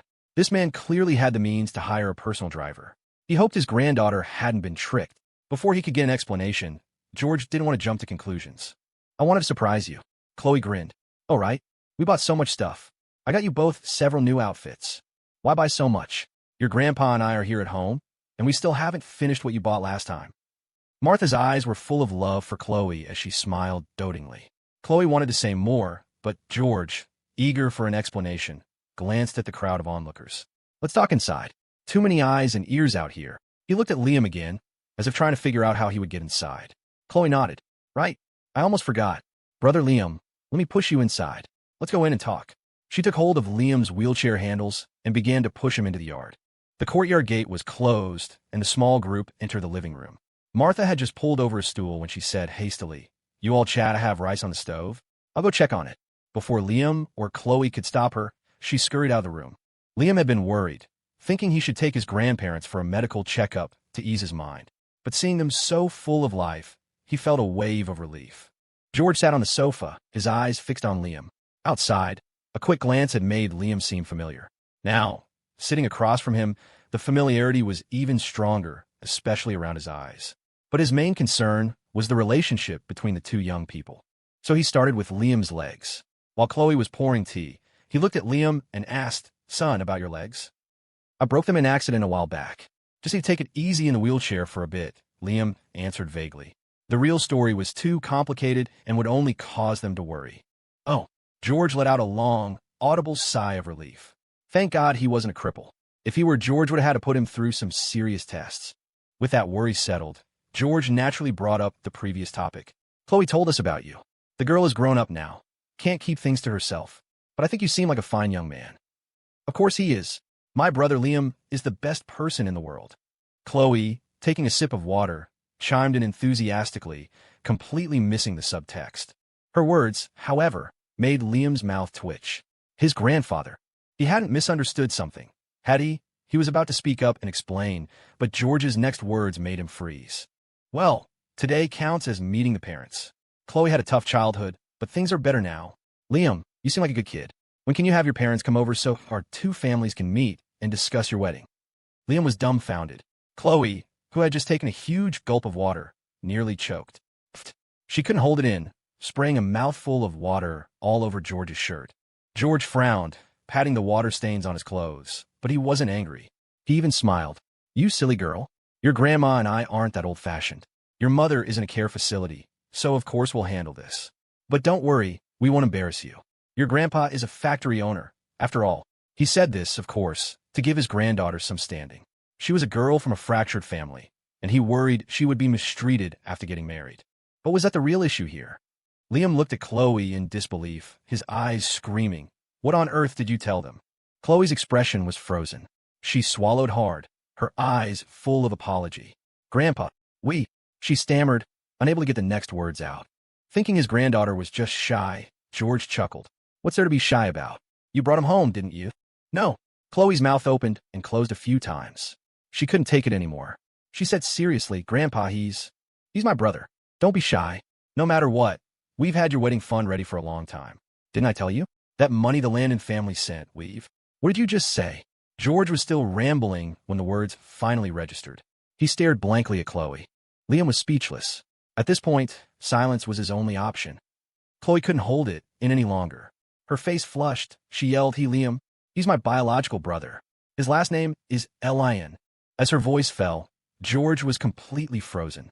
Crash! From outside, the sound of pots and pans shattering echoed through the yard. Liam instinctively looked out and saw Martha standing there, stunned, a pile of ceramic shards at her feet. "His name is Lin." "Liam," George murmured, looking at Liam in disbelief. Chloe continued to explain, "I only found out later. I told brother Liam my story, and he said his story matched mine perfectly. So we did a DNA test, and the results proved it. He's my long-lost brother, and I'm his sister." Her words were like thunderclaps, each one hitting the ground with immense weight. For a moment, George couldn't react. He muttered, No wonder he looked so familiar, no wonder." Martha was the first to snap out of it. She rushed inside, knelt in front of Liam, and looked at him closely, her eyes already ringed with red. "Son, are you really Chloe's brother?" Her tone was 100 times warmer than before. Liam's heart swelled. He nodded gently. "Yes, Grandma. Chloe and I are brother and sister." The moment he finished, Martha raised a trembling hand and touched his face, the face that so closely resembled Carol's, their daughter. Tears streamed down her face. "Child," she sobbed, "all these years you've suffered out there." George finally processed it all. Such a coincidence could really happen in this world. Children separated for years, finally reunited. What a miraculous fate. His normally stern eyes also reddened. "This is wonderful. We thought you were. It's good you're back. I was studying abroad. After the test results came back, my brother said we should come back together. I agreed, so we came today, Chloe explained from the side.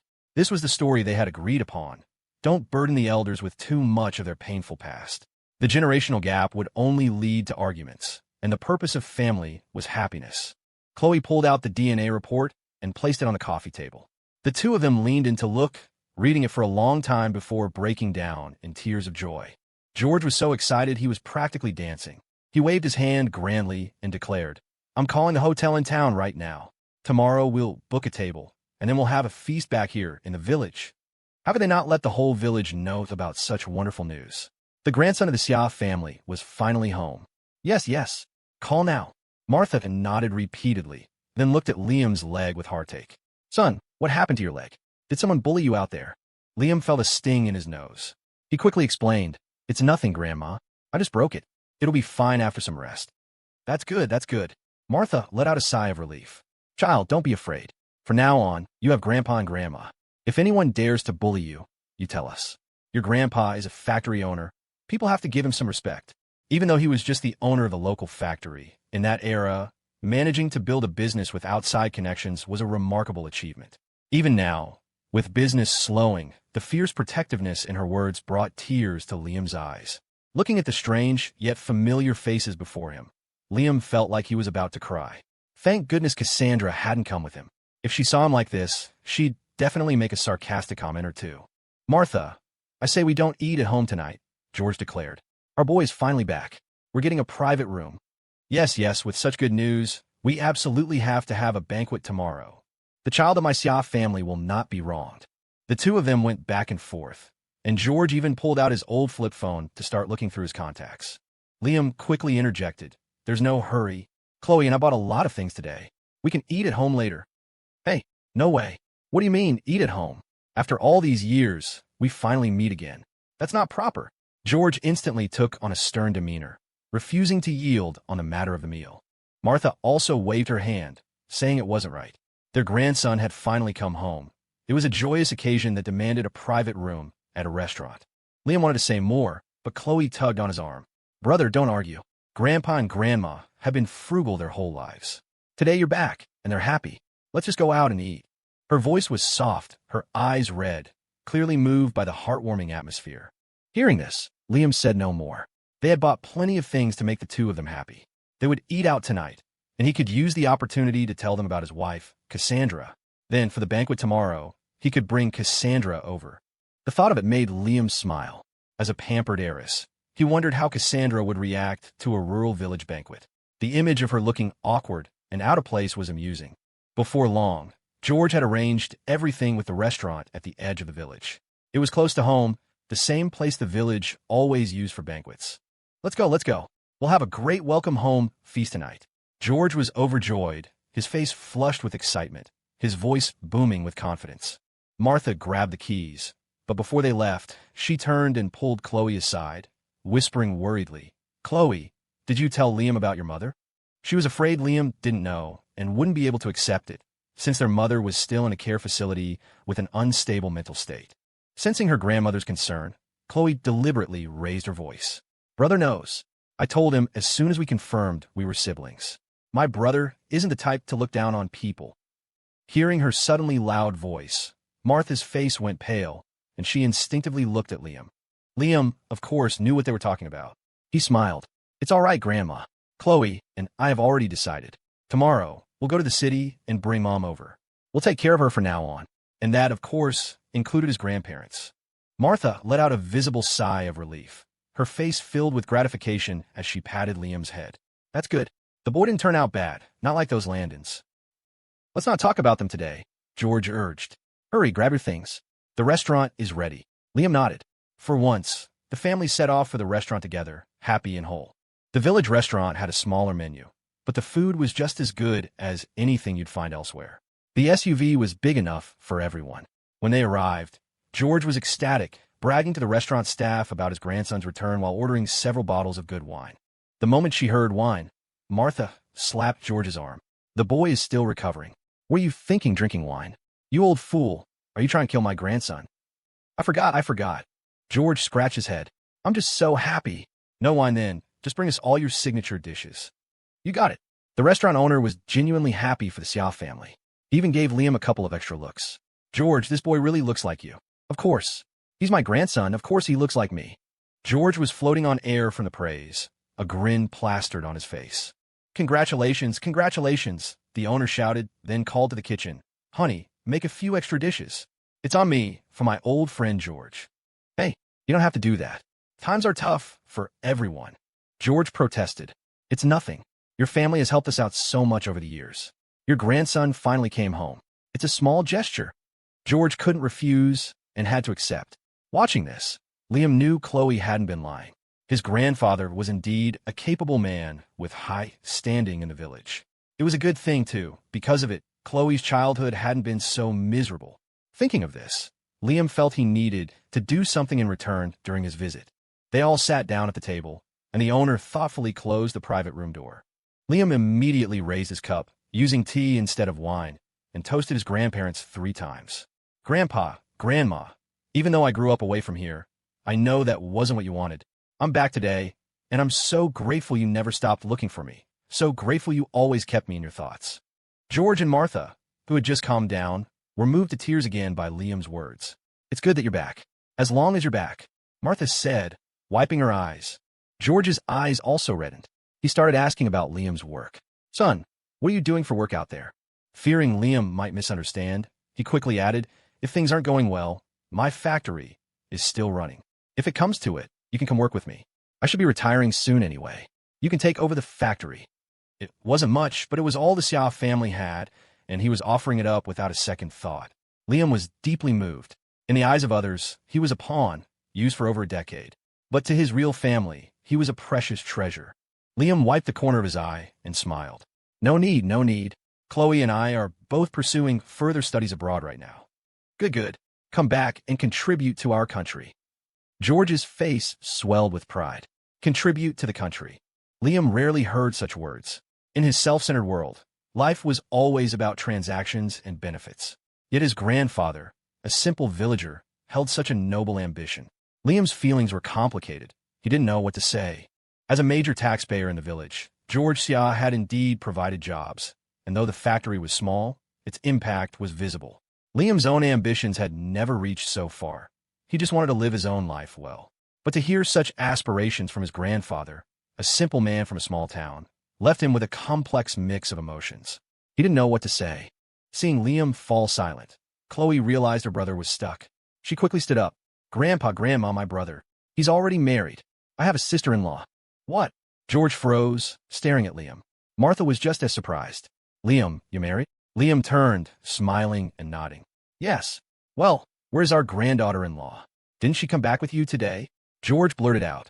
Martha, as if realizing something, subtly nudged her husband and shook her head with a hint of embarrassment. They were just a village family.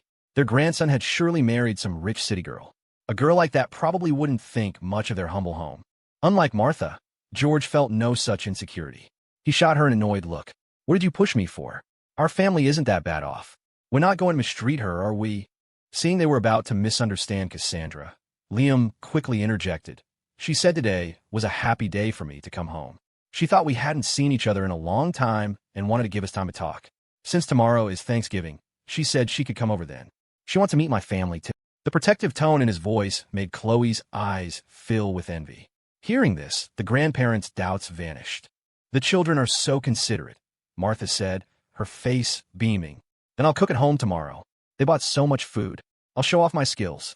After years of cooking for the factory, Martha was full of confidence, already rolling up her sleeves. George nodded in agreement. Then you ask a few friends to help out. We'll set up 30 tables. The room was filled with joy. Within a single afternoon, the news that George Xia's grandson, Liam, was back had spread through the entire Anshi neighborhood. Jessica, who had been monitoring news from the area for months, finally got the update she'd been waiting for. She hadn't seen Liam in so long. She meticulously applied her makeup and emerged from her room. After her family went bankrupt, Jessica's parents, Karen and Frank, along with her brother, Justin, had all started working at a factory. The 3 of them worked tirelessly day and night, managing to pull in about $16,000 or $17,000 a month between them. It was just enough to make their monthly loan payments, though they had to be frugal with food and other expenses. But at least the family saw a glimmer of hope. Except for Jessica. Karen, just home from her shift, saw Jessica, who had been M.I. For days, suddenly appear, all dressed up. She frowned. "Mom, Liam's back," Jessica exclaimed, dancing with excitement before Karen could even speak. Liam. Karen hadn't heard that name in a long time.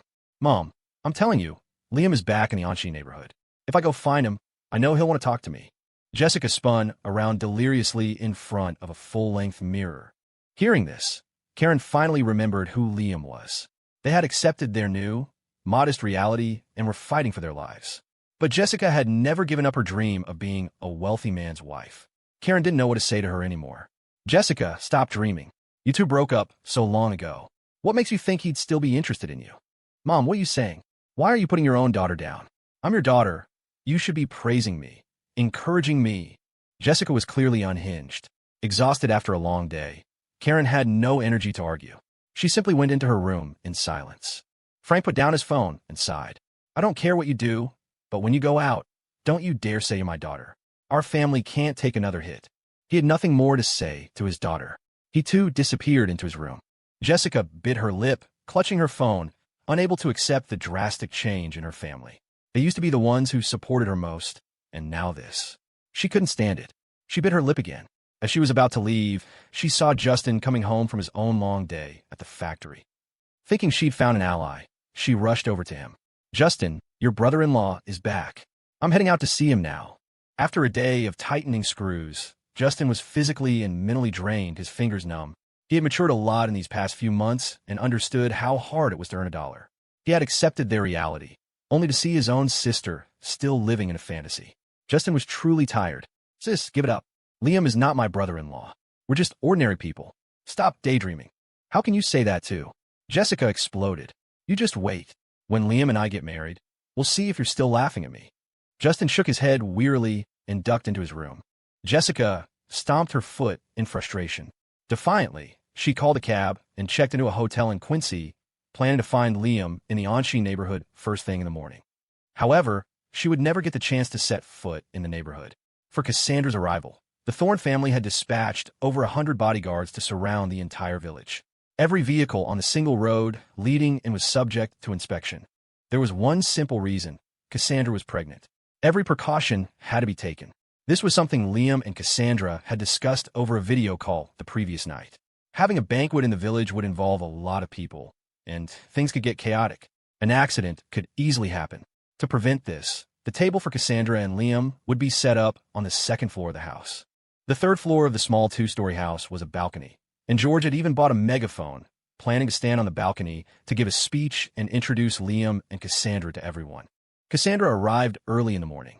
Liam was waiting at the gate to greet her. The moment he opened the car door, she threw herself at him like a koala, clinging to him for dear life. "This feels like a long-distance relationship. Last night, I felt like we were just online sweethearts," Cassandra whispered, nuzzling his ear, her voice full of playful affection. "My granddaughter-in-law is here. Quick, let me see her." George and Martha came rushing out, only to see the two of them locked in a passionate embrace. They froze for a second, then started to laugh secretly. "Cassandra, maybe you should turn around?" Liam, facing the gate, said with a chuckle. "What's wrong?" Cassandra turned around, confused, only to see the two grandparents and several women who had come to help, all staring at them, covering their mouths and trying to stifle their laughter. In an instant, Cassandra went completely numb. She quickly jumped down and stammered, "Mr. and Mrs. Yeah, hello. It's over, it's over." She had planned everything out, determined to make a good impression. This was Liam's family. Meeting the in-laws was such an important event, and she'd managed to make it this awkward right off the bat. Martha couldn't stop smiling. She walked over and took Cassandra's arm. "Don't be so formal. We're all family here. Come on, come inside. Grandma has a gift for you." Cassandra's cheeks flushed red, and she instinctively glanced at Liam. Knowing she was shy, Liam quickly said, "Let's go inside. Come on, I'll go with you." Anyone could see how much they cared for each other. The other women giggled, and George followed them inside. Martha led Cassandra into the bedroom. She took out a large box from the closet and, in front of Liam and Cassandra, opened it with a smile. "Cassandra, Liam told me about you too. Grandma bought this for you yesterday. Even though we couldn't be at your wedding, this is a small token of our affection. I hope you don't mind." Inside the box was a beautifully packaged set of gold jewelry, a jade bracelet, and a bank card. There's $15,000 on this card. It's what we've managed to save up. It's not much, but please take it. And from now on, Grandma will give you a monthly allowance. Martha smiled warmly, as if speaking to her own child. Liam felt a lump form in his throat, unsure of what to say. He glanced at Cassandra, suddenly nervous. All of this combined wasn't even enough for one of Cassandra's manicures. After living a life of such extravagance, would she find it insulting? But clearly, he was overthinking it. Cassandra smiled and extended her arm, elegantly rolling up her sleeve to reveal a slender wrist. Grandma, would you please help me put on the bracelet? Martha's face lit up. She quickly picked up the jade bracelet and placed her fingers on Cassandra's wrist. The calluses on her old hands were a stark contrast to Cassandra's delicate, smooth skin, and the sight made Liam's heart clench. As if noticing the roughness of her own hands, Martha grabbed a clean tissue from nearby, placed it under the bracelet, and slid it onto Cassandra's wrist. It fits. That girl Chloe has good taste. She picked the right size. Martha's eyes shone with happiness as she looked at Cassandra. Of course, I'm with my sister-in-law all the time. I knew which size to get. Chloe, who had just come in, shrugged her shoulders, bumped Liam, and tilted her head up, waiting for praise. They went to buy gifts without even telling him. Liam shot Chloe a look, but didn't say anything. After Cassandra took the box, Martha stood up. You kids have fun. I'm going to go cook with your Aunt Lee and the others. At the doorway, she didn't forget to pull George along. Honey, let's go. Let the kids have their space. George nodded and followed her out. Once the bedroom door was closed, Cassandra finally let out a sigh of relief. She looked at Liam, her expression a little nervous. My performance just now wasn't too bad, was it? It was amazing. Liam praised her without hesitation. You were perfect just now. My wife truly is the most capable person I know. The compliment made Cassandra float. If she had a tail, it would be wagging furiously. Liam turned to Chloe. Chloe, you went shopping with Grandma yesterday and didn't tell me? You guys are being so secretive. It wasn't my fault, brother Liam. Chloe threw up her hands in surrender. Grandma insisted on dragging me out. She said it was our sister-in-law's first visit, so of course she had to have a welcome gift. It was an old-fashioned way of thinking, but it showed how much they valued him and Cassandra. The feeling of having a family was truly wonderful. Liam suddenly felt like he had come back too late. Still, he couldn't help but look at Cassandra, at the bracelet on her wrist that she showed no intention of removing. He was genuinely surprised. Cassandra, I thought you might. Find it lacking. At his words, Chloe also grew tense.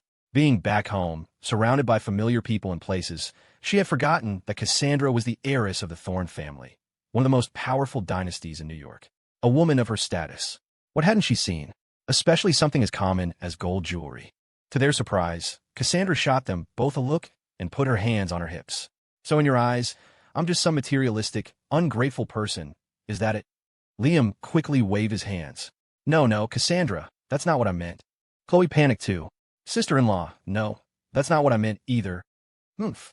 Cassandra snorted, lifting her chin proudly. I may be an heiress, but I have manners. They are grandparents. A blessing from your elders is the most precious thing in the world.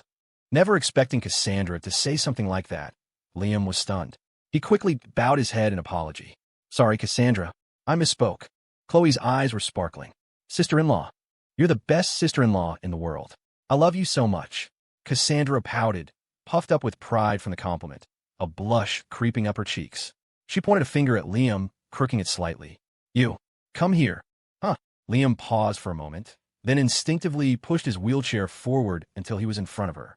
Cassandra let out a playful oomph, hooked a hand in his collar, and forced him to lean down. How dare you question me? I'm going to have to punish you. Wait, Chloe is still here. The thought flashed through Liam's mind, but before he could speak, he heard Chloe's hurried voice. I've already turned around. Punish him, sister-in-law. I can't see a thing. Liam was stunned. Wait, Chloe, I'm your brother. Chloe covered her eyes, her back to them, facing the door. She said righteously, Grandma gave me a lecture last night. She said my sister-in-law married into our family to be happy, so my brother's opinion comes second. The sister-in-law is the boss. Her words were music to Cassandra's ears. She looked at Liam smugly, her face a mask of pure, arrogant delight. So his status had dropped to rock bottom on this trip home? And Chloe had sold him out just like that. Liam was still reeling when he heard Cassandra's sweet, demanding voice. Hold me. She tilted her head up, her enchanting face full of pride, her chin nearly pointing at the ceiling, her eyes filled with triumph. But the large window was right behind them. Liam could even see his grandfather greeting guests at the gate. What was he supposed to do? Cassandra, there are people outside. After a long pause, that was all Liam could manage to say. This was so embarrassing. So what if there are people? Don't they all know I'm your wife? Cassandra didn't care, still tugging on his collar, pulling him down. The distance between them was shrinking. Any lower, and he wouldn't be able to support himself. Liam took a deep breath. Fine. He bent down, and like he was picking up a child, he slid his hands under her arms and pulled her tightly into his embrace. Oomph. You're the one who hugged me. I certainly didn't ask you to, she said, deliberately speaking in opposites as she inhaled his clean, fresh scent, a smile playing on her lips. All right, my lady. I'm the one who insisted on a hug. Liam sighed, but held her even tighter. His words hit the sweet spot. Cassandra was overjoyed, but she continued her game. There's so many people outside. Look at you. You have no shame, insisting on hugging me. I knew you missed me. Her playful reverse psychology tickled him. He smirked and admitted without hesitation. You're right, I missed you. I missed you so much I couldn't stand it. I missed you so much that only hugging you could make it better. If I didn't have you, I'd turn into a little crybaby. Puffed. Right at the peak of the romantic atmosphere, Chloe couldn't hold it in. She burst out laughing. Her strong, rational, eloquent brother was acting like this in front of her sister-in-law. The stark contrast was too much for her to handle. A little crybaby. Ha ha. Chloe laughed so hard she had to crouch down, clutching her stomach. What are you laughing at? Cassandra frowned, annoyed, and playfully bit Liam's earlobe.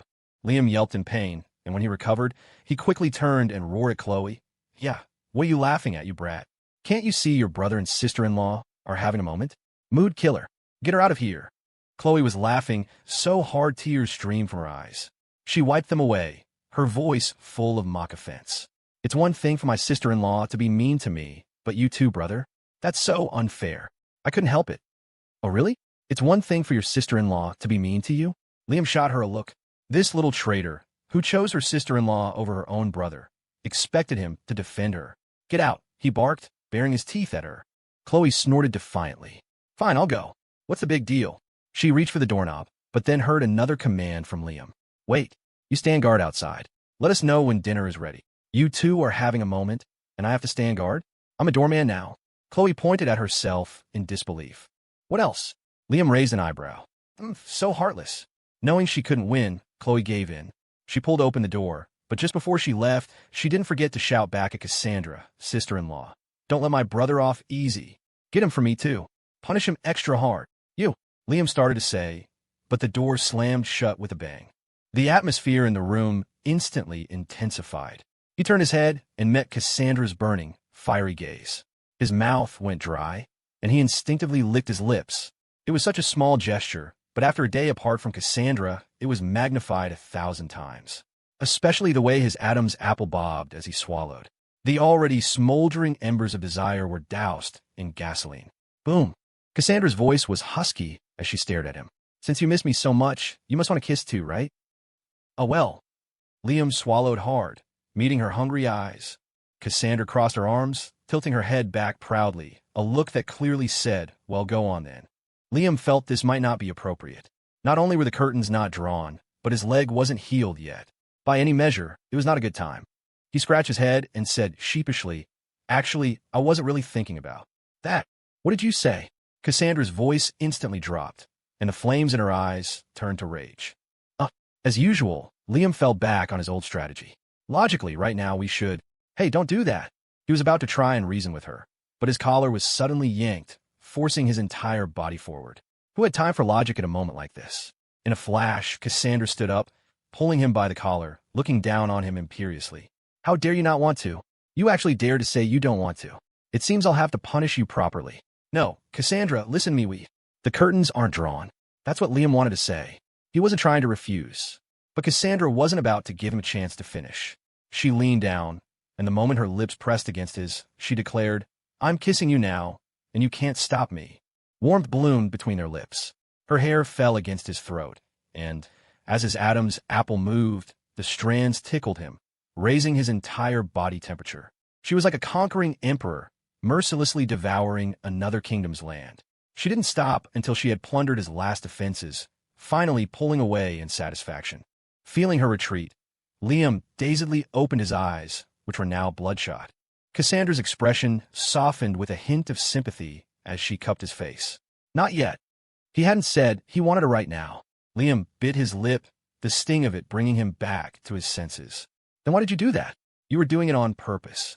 Cassandra felt no guilt. Instead, she said proudly, I was doing it on purpose. I had a test if you were up to it. What did that mean? Wasn't that just grinding his pride into the dirt? Liam's chest puffed out, and his voice dropped, becoming husky.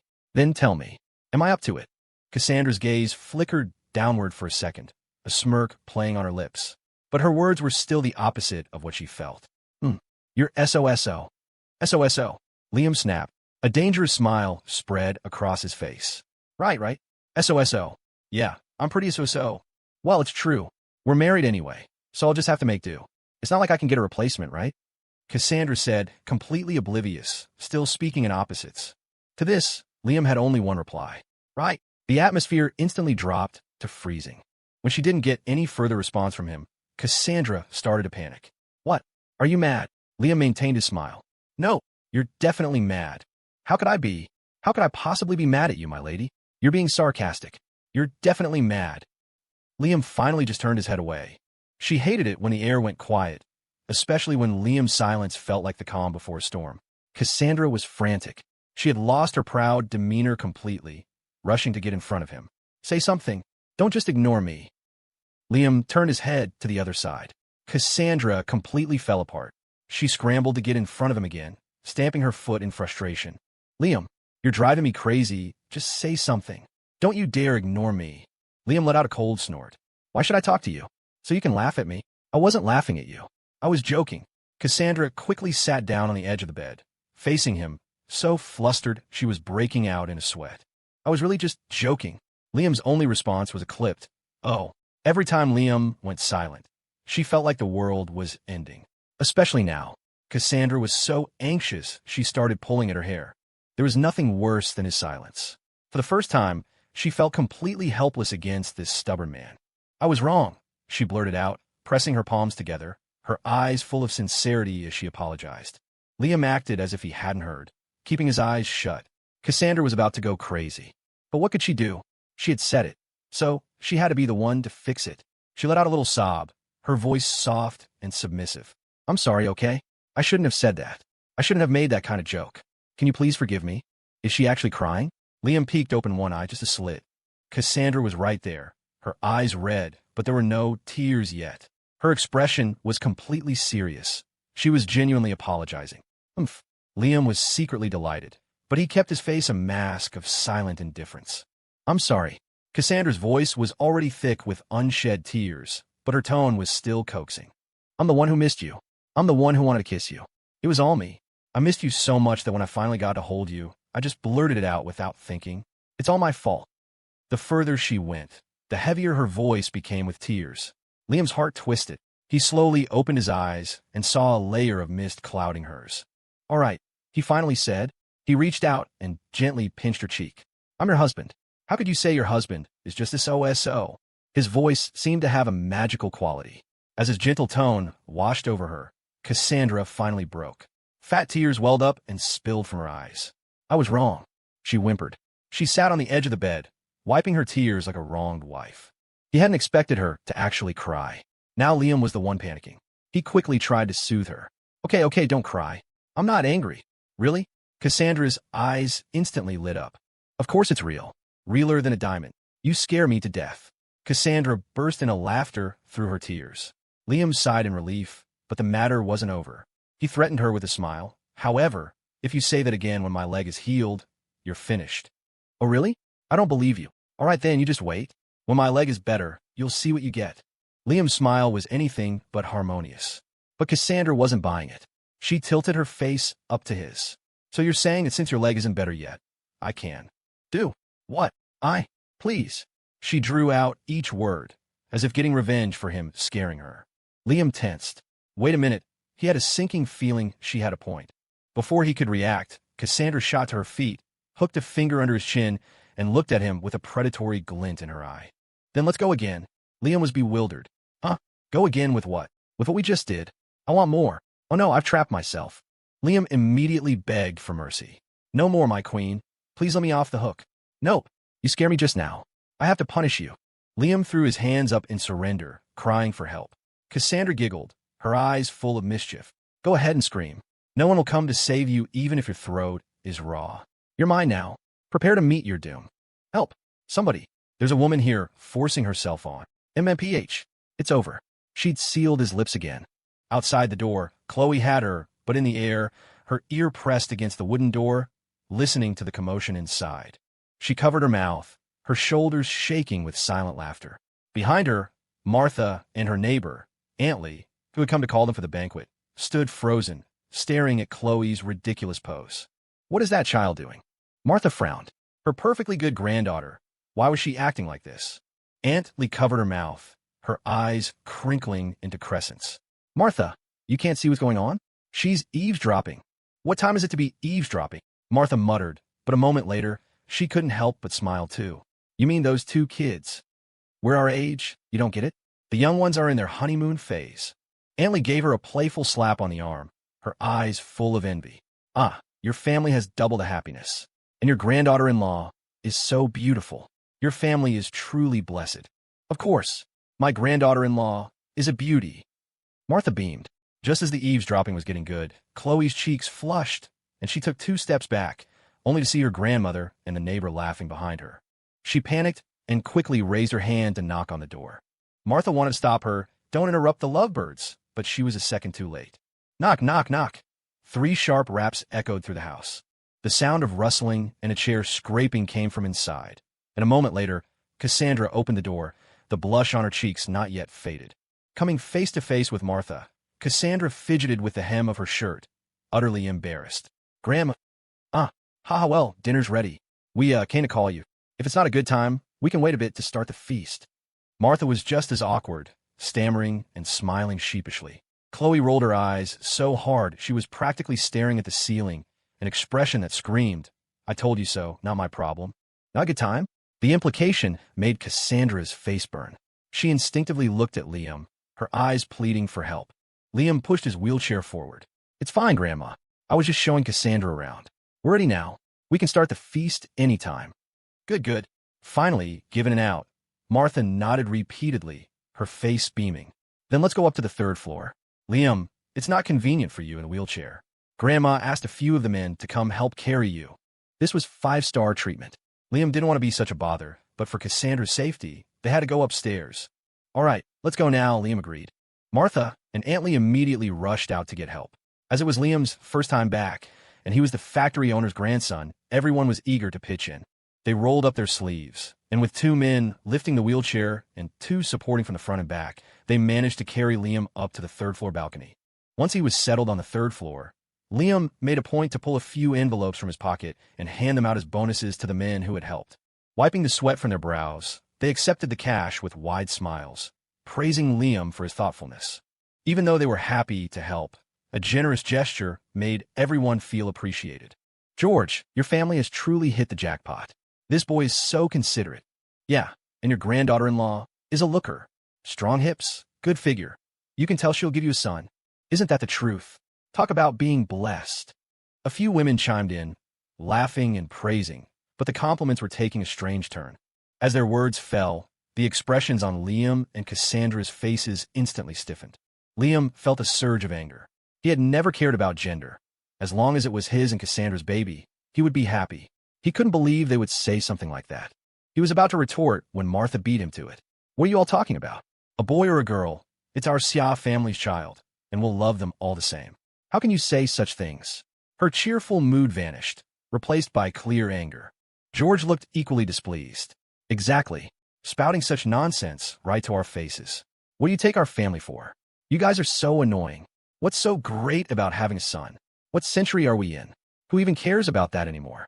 Chloe couldn't hold back either, lashing out without a filter. It was a small town, so such opinions were to be expected. Liam knew that, but he didn't want Cassandra to be hurt by their words.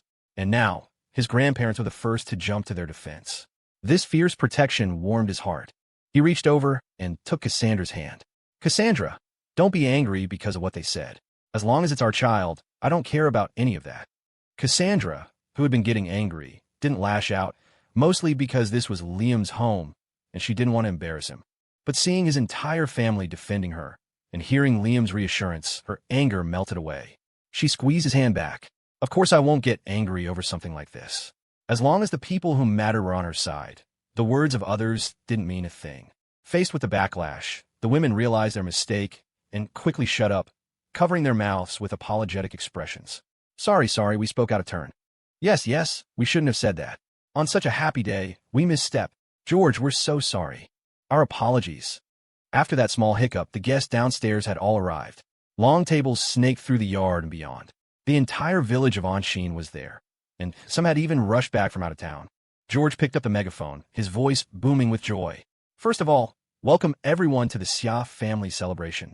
We have 3 happy occasions today, and before the feast begins, I want to announce them to you all. The first is to celebrate the return of my grandson. Come on, Liam, say hello to everyone. George tugged on Liam's sleeve and handed him the microphone. It was a bit awkward, sitting in a wheelchair with a balcony railing hiding half his body, but at least his face was visible. His grandparents were happy, and he wouldn't spoil their mood. Liam took the microphone and smiled at the crowd. Hello, uncles and aunts. I'm Liam. As the factory owner, George had significant pull in the village. As Liam spoke, the crowd erupted in applause. George took back the megaphone. The second piece of good news is that my granddaughter is back. She's been studying abroad and has finally come home for a visit. Chloe hadn't expected to be one of the main attractions. She blushed and waved to the crowd with a smile. George continued, and the third, the biggest joy of today, is that my grandson Liam is married. Today is also a homecoming celebration for him and my granddaughter-in-law. On this Thanksgiving Day, the She family has 3 blessings to celebrate. A beautiful Thanksgiving evening, a family reunited. Nothing could be better than this. Down below, the crowd cheered. Some were caught up in the She family's joy, but many were just excited about the feast. The menu was unbelievably lavish. Abalone, lobster, bird's nest soup, king crab. All sorts of high-end foods they rarely saw. At Cassandra's arrangement, the tables were even set with desserts from upscale restaurants. Mousse cakes, Oreo cookies, milk soufflés, and imported chocolates flown in special. It was supposed to be a simple village banquet, but it was being held like a grand gala. When had the She neighborhood ever seen such a spread? It was obvious at a glance that their grandson and his wife were not ordinary people. They must have made it big out in the world. Everyone was hoping to catch a bit of their good fortune and maybe even network with Liam after the feast. As the banquet began, Liam was carefully carried down to the second floor, which had been set up as a private dining room for just the family. George was ecstatic.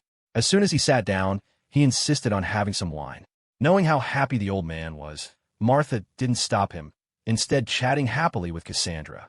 At first, Cassandra was a bit reserved, but over time, she slowly adapted and soon blended in. As they talked, George quickly got tipsy and insisted on having a drink with his granddaughter-in-law. Martha tried to intervene, but he was insistent. She looked to Liam for help. Liam knew he couldn't hide it forever, and he hadn't planned to. He spoke up directly. Grandpa, Cassandra can't drink. She's pregnant. George's face was beet red, his mind hazy, but those words shocked him sober. What? I'm going to be a great-grandfather. His eyes darted around, the word pregnant jolting him to full alertness. Martha's eyes went wide. With a strength that came from nowhere, she shoved George aside and looked at Cassandra excitedly. Cassie, you're pregnant? Cassandra smiled, placing a hand on her stomach, her face soft. Yes, it's been almost 3 months now. Martha was overjoyed. She fumbled for her purse, insisting on giving Cassandra another big cash gift. George was energized too, immediately pulling out his bank book. Martha, let's go. Let's go to the bank and withdraw some cash. This is huge news. We have to give them a big envelope. Exactly. Martha nodded repeatedly, then looked at Liam with a hint of reproach. You child, your wife is pregnant and you didn't tell us sooner? If you told us earlier, your grandfather and I would have prepared a huge gift. For them, the first thought in the face of good news was to give money. After all, for the older generation in the village, money was the most precious thing they had. Liam sighed. He couldn't hide it any longer. He had to tell them his current situation, had to explain that money was the one thing he and Cassandra had in abundance. Grandpa, Grandma, you don't have to do this, Liam said gently, a hint of exasperation in his voice. He glanced at Cassandra, who met his gaze, and then spoke plainly. Cassandra runs her own company now. Chloe and I are studying in the UK. We have scholarships, and we both work part-time. We really don't have any money problems. He wanted to tell them the full truth, but how could you explain the concept of a top-tier New York City dynasty to people who had lived in this quiet Quincy neighborhood their entire lives? Nonsense. Martha Xia waved her hand dismissively. Your money is your own. This is a gift from our hearts. Whether you take it as your business, whether we give it as ours, George Xia added firmly.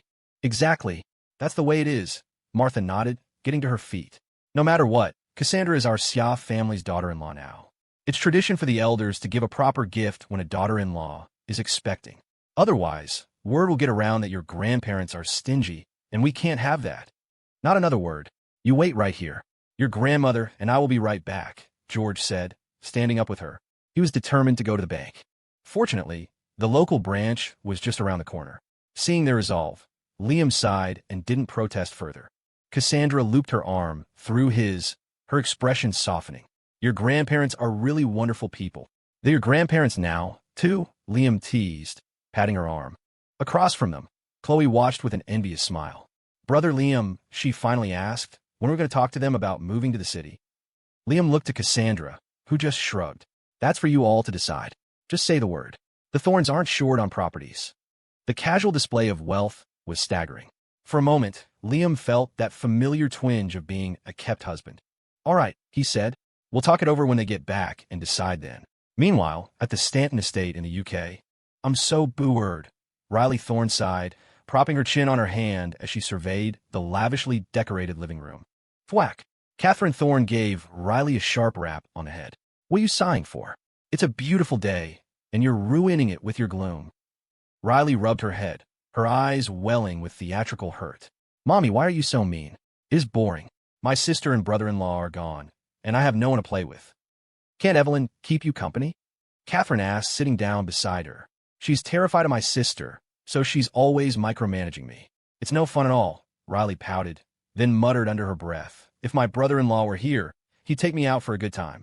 What was that you mumbled? Catherine leaned closer, not having heard her clearly. Riley flinched, shrinking back instinctively. She clammed up, and Catherine didn't press. The huge living room was filled with the quiet bustle of servants. A moment later, Caleb Thorne burst in, beaming. Catherine, my love, come quickly, I have something for you. Catherine crossed her arms, not in a hurry to get up. She looked towards the door and saw Caleb holding a black satchel. A look of confusion crossed her face. What have you got there? Come with me, and you'll find out.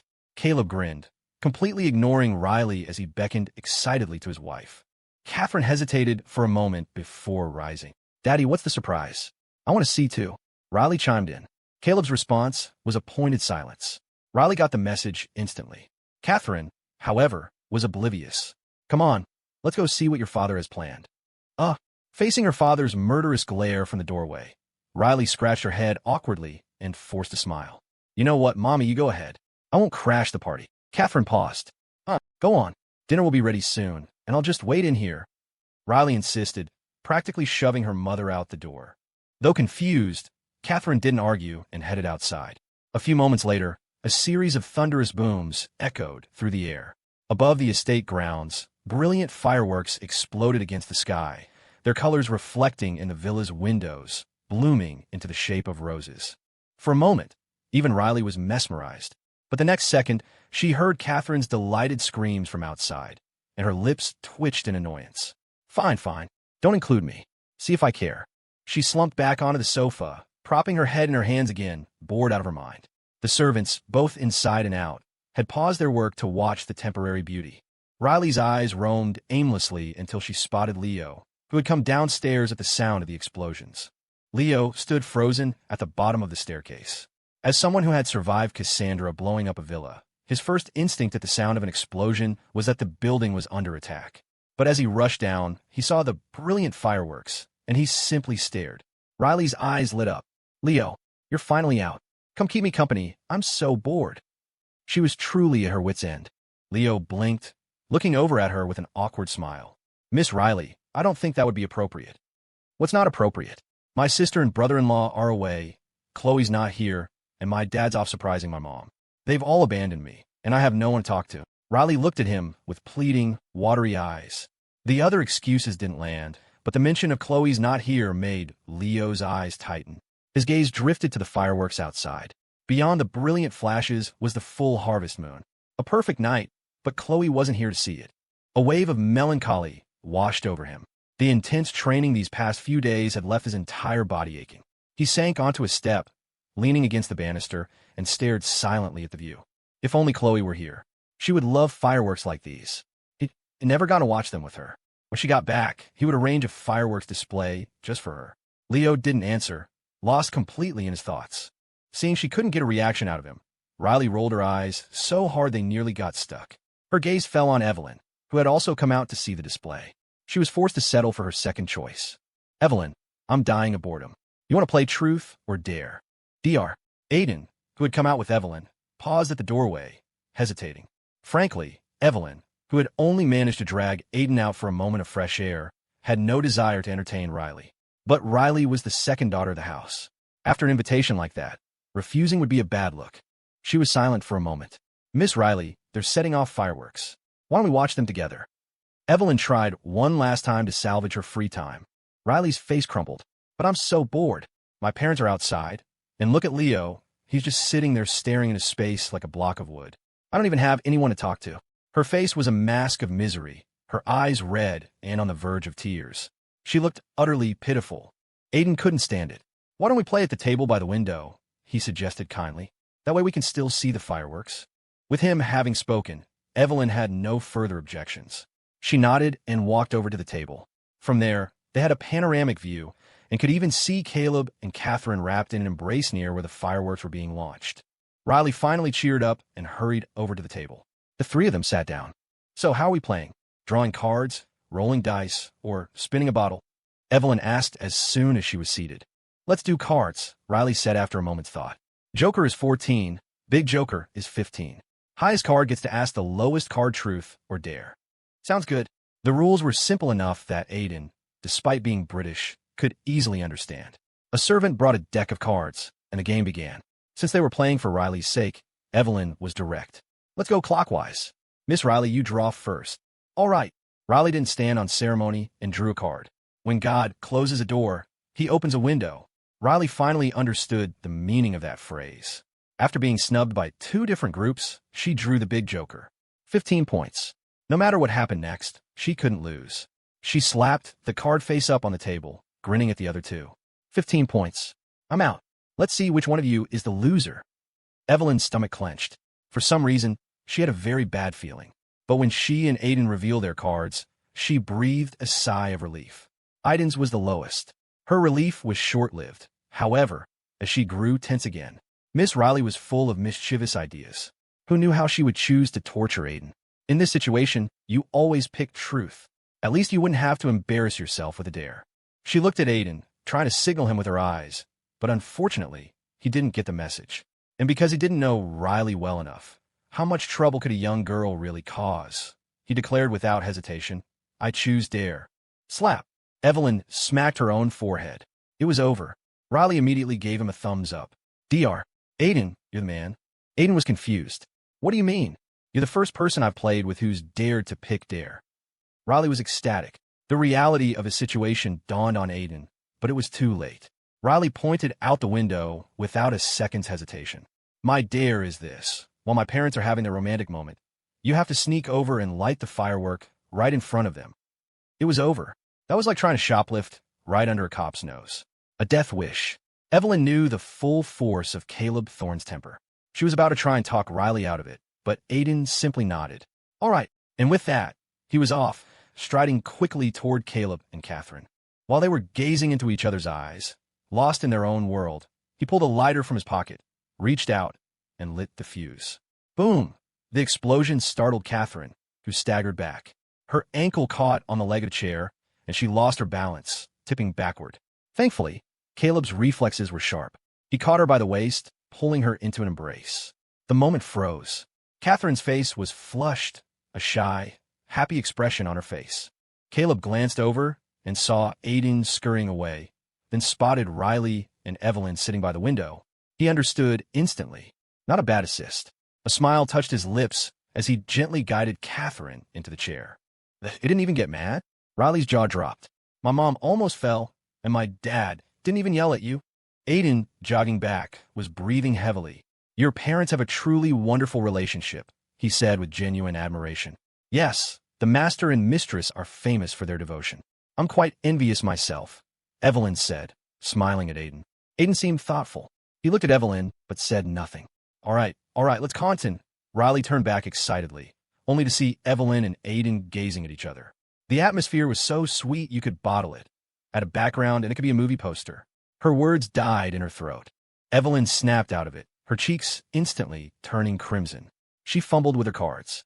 Let's continue, she stammered. Continue my ass. Riley exploded, jumping to her feet in a rage. I'm not playing with you people anymore. Go make out, you bunch of jerks. With that, she stormed back to her bedroom. Evelyn was stunned, not by Riley's anger, but by the implication of her words. Aiden just smiled knowingly, saying nothing. But his silence only made Evelyn's face burn hotter. She awkwardly changed the subject. Well, Miss Riley just has that temper. You get used to it. It's fine. The atmosphere here is really lovely, Aiden replied with a smile, gesturing out the window. Don't say anything else. Let's just watch the fireworks together. He knew, and Evelyn knew that he knew. Her cheeks were scalding. She nodded obediently. Okay. In her bedroom, Riley flopped on her bed, scrolling through her phone, her eyes red. The scene she had just witnessed was one she'd seen before between her sister and brother-in-law. When they looked at each other, their eyes were full of a tenderness that made you think they were about to pull each other into an embrace. Now everyone around her was falling in love, which made her want it too. But the first guy she'd met was a giant scumbag. Her thumb paused on Paige's contact number. Overcome with boredom, she dialed it without a second thought. The call connected, and through the sound of camera shutters, Paige's voice came through. Miss Riley, what's up? Hearing the familiar voice after so long, Riley burst into tears. Paige, she sobbed. Let's run away from home together. At the royal residence in the UK, Lord Charles presided over a rare Thanksgiving banquet. He sat with a frown, staring silently at the central dance floor. Princess Anna sat beside him, fending off a steady stream of young men asking for a dance. On the other side of the room, a lavishly dressed Natalie stared daggers at her father and Anna, her face a mask of fury. Mother, whatever the case, the Thanksgiving banquet is happening. Please don't look so miserable. Smile a little. Ethan, standing beside her, lifted a glass of champagne with a grin. Natalie was already a pressure cooker of rage. Seeing her son's carefree attitude made her explode. Smile, smile, smile. That's all you know how to do. You're a grown man. Don't you ever think about your own future? Your grandfather hasn't thrown a Thanksgiving banquet in years. Why do you think he's doing it now? Ethan's face went pale. The hand holding the champagne glass froze awkwardly in midair before he slowly lowered it. Even without his mother spelling it out, he knew who it was for. Liam. His grandfather had organized this grand Thanksgiving feast specifically to court Liam's favor. But then, a few days ago, Caleb Thorne had arrived and informed them that Liam had returned to the States. The banquet had already been planned, so there was no sense in canceling it. Instead, they had invited business tycoons and socialites from within the royal circle. For the British monarchy to host a major American holiday with such fanfare sparked widespread speculation online. Pundits and commentators were guessing it was a prelude to some major UK-US trade deal. Lord Charles remained silent on the matter, but his silence only fueled the speculation, especially as tourism between the two countries had recently seen a sharp increase. If he's allowed to continue like this, he might become the next heir. Natalie's voice dropped to a whisper, her eyes fixed worriedly on her father. The heir? No way, Ethan exclaimed, looking at his mother in disbelief. And why not? Can't you see your grandfather's attitude? Your own father is American. Have you ever seen your grandfather throw a Thanksgiving banquet for him? Natalie raised an eyebrow, her worry practically spilling from her eyes. Anyone could see that Lord Charles treated Liam differently. He held private meetings with him, arranged for top doctors to treat him, and now he had organized a national holiday celebration just for him. And when Liam didn't even show up, he wasn't the least bit angry. How could anyone misread those signs? The realization finally hit Ethan. He meekly put down his glass. Then what do we do? What do we do? Now you're worried. Natalie sneered. I told you before to put some effort into your online presence. But what did you do? You sat at home playing video games with your friends. Now you're panicking. It wasn't that Natalie was paranoid. It was out of the royal bloodline. There were only her and Anna. With the Queen having passed away years ago, Charles was clearly grooming Anna to be his successor, and she had practically taken on the role already. If it were just that, it would be one thing. But Charles had also recently ordered his men to secretly look for a DNA testing facility. Adding it all up, Natalie had no choice but to be on guard. Cornered by his mother, Ethan was at a loss for words. I did post things before, he mumbled defensively, but for some reason, the administrators deleted them. And then grandfather had that media company, Starstream, set the record straight. It wasn't that he hadn't fought. It was at the moment he started, a giant hand had slapped him down. How was he supposed to fight that? He had no power. Your grandfather is obviously trying to curry favor with Liam. No matter what, I will not allow Liam to join the royal family. Natalie said through gritted teeth. Here's what you'll do. Go find out if he has any dirt on him back in the States. Dig it all up, post it online. When the public outcry is loud enough, even your grandfather won't be able to do anything about it. The royal family would never welcome someone with a scandalous past into its ranks.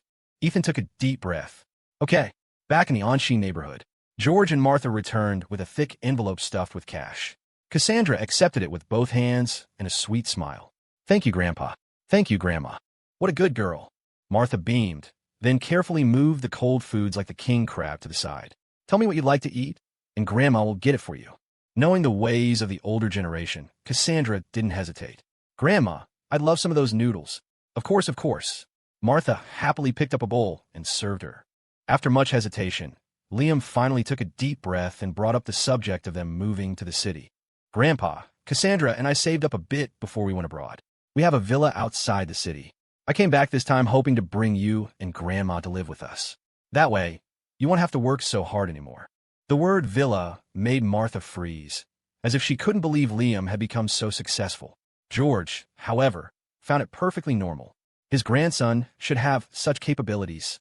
He smiled. Not for now. Your grandmother and I have lived here our whole lives. We wouldn't be used to the city. Besides, the Landon family is still over there. Ultimately, they were still worried the Landons would secretly cause trouble for Liam.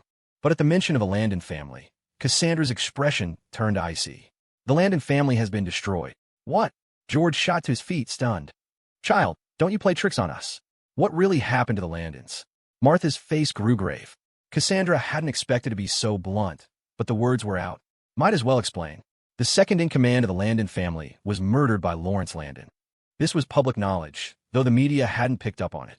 Combined with the Thorne family's deliberate suppression of the news, the Landon affair had all but vanished from the public eye. Murdered? Oh my God! Martha covered her mouth in disbelief. For any ordinary person, a murder was a monumental event. A grim look flashed in Cassandra's eyes. The Landon family lost a corporate war with my Thorne family, she continued through clenched teeth. They're ruined, their family scattered. She didn't mention that Lawrence Landon was currently locked away in a secret royal prison, under heavy guard. The old couple was already struggling. Hearing something so outlandish would only sound like a fairy tale to them. Even so, Liam watched them worriedly. News like this was hard for anyone to process, let alone two elderly people. But the next second, George Xia burst out laughing. I always said that old bastard Lawrence Landon was no good. Daughter, your Thorne family did a fine job. George couldn't stop praising her, even giving Cassandra a thumbs up. Liam froze, completely stunned by this reaction. Beside him, Martha was also full of praise. Exactly. When they refused to let Carol into their family, I knew the Landons were all rotten. It's karma, I tell you. They deserved every bit of it. At the mention of Carol Xia, it finally clicked for Liam. Of course, the bride's family and the groom's family were at odds. Her family and his family were natural enemies. What was he so worried about? Liam let out a long breath, the weight lifting from his chest. But before he could fully relax, Martha's next words made him freeze all over again. Wait a minute, child. If your Thorne family is so powerful, and our Liam.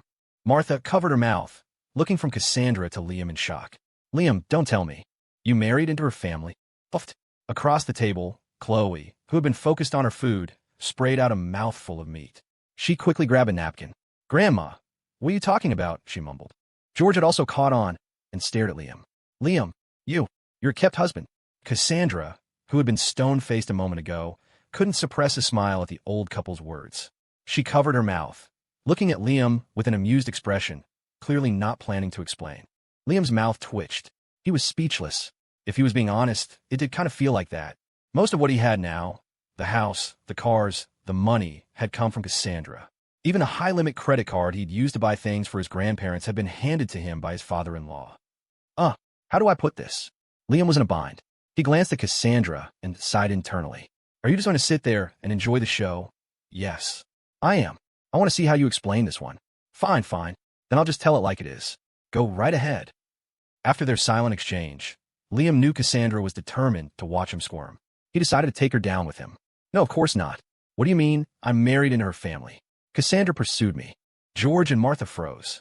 Their precious grandson was chased by a girl. Cassandra's smile froze on her face. Under the table, she sneakily reached out and pinched the soft skin of Liam's elbow. Say that again, she said, her voice a sweet, deadly whisper that seemed to come from between her teeth. Liam, being the closest, heard it loud and clear.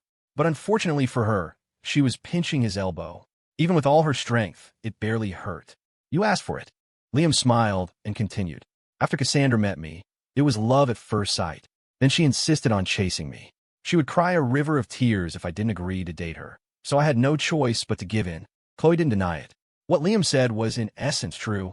Given Miss Thorne's usual force of personality, Chloe could easily imagine the scene, even without knowing the details.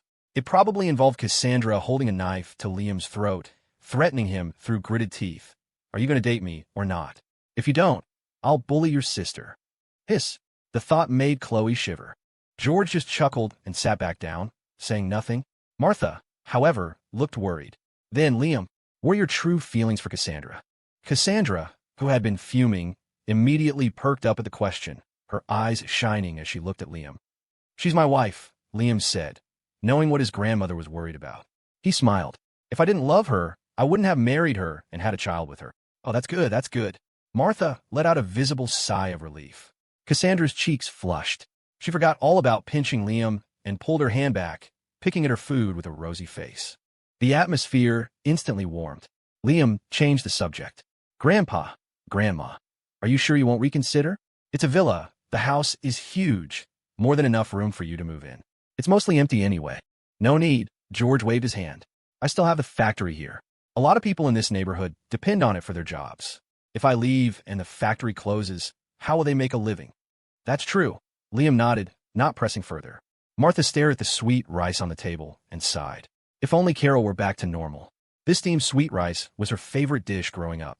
Now everyone was here, except for She, Liam, and Chloe's mother. Cassandra spoke up softly. Liam, tomorrow you and Chloe should go bring your mother back. It's time I met her too. No matter what, she was Liam's wife now. Meeting her husband's mother was the right thing to do. Okay, Liam had been planning to do just that. He nodded and looked at Chloe. Let's go to the nursing home first thing in the morning. Eager to see her mother, Chloe naturally had no objections. Okay, she agreed. The next morning, Chloe and Liam left the village early. Haley Lou drove them to the nursing home in Quincy. They arrived around 9, just as many of the residents were coming out for their morning activities. But when they found the director and asked to see She, they learned that she had been picked up early that morning. I really don't know the details, the director said, pulling a worn piece of paper from his pocket as if he'd been saving it. They had a prescription from her doctor. The person who came left a phone number and said you could call them if you came looking. Chloe was frantic. She snatched the paper and unfolded it. It was a phone number. Without hesitating, Liam pulled out his phone and dialed. To his surprise, the voice on the other end was Simon Shaw, Sylvia's father. Liam, my boy, I knew you'd call. Don't worry. Your and Chloe's mother is with me. She's very safe. Safe? What a joke. His daughter was locked up in prison. How could Liam know this wasn't for revenge? Liam's eyes darkened. Mr. Shaw, what do you want? He asked coldly. Sensing Liam's hostility, Simon Shaw sighed. I want to trade your mother's life for my daughter Sylvia's. What do you mean? The Shaw family's medical expertise is second to none. I've already examined your mother's condition. We can cure her. But I need my daughter back in return. Simon's voice was gentle, almost pleading. Liam, whatever else has happened, Sylvia is my daughter. I can't just stand by and watch her die. Brother, who is it? What did he say? Chloe was beside herself with anxiety, shaking Liam's shoulders. Liam's expression hardened. He glanced at Chloe, then spoke softly into the phone. One moment. I need to discuss this with my sister. Of course, Simon agreed without hesitation. Covering the phone, Liam repeated Simon's offer to Chloe. She froze. You mean, Mom's illness can be cured? Yes. Liam nodded, waiting for her input. Chloe was clearly torn. She bit her fingernails, her brow furrowed in a tight knot. The She remembered had been unstable for as long as she could recall, lucid for only a few fleeting hours a week, like a flower blooming and wilting in an instant. Growing up, Chloe's first wish had been to find her brother, and her second was for her mother to get well. Both had once seemed impossible dreams. Now, her brother was here, her grandparents knew, and the only piece missing was her mother. But now her mother had a chance to be cured, to receive treatment. The only condition was to let Sylvia Shaw, the woman who had tormented them both, go free. Chloe was paralyzed with indecision. She didn't know what to choose. Sylvia had bullied her, and that was one thing. But she had also hurt her brother. How could they let her go so easily?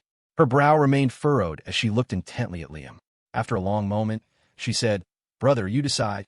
In the end, she left the choice to him. Whatever Liam decided, she wouldn't be angry.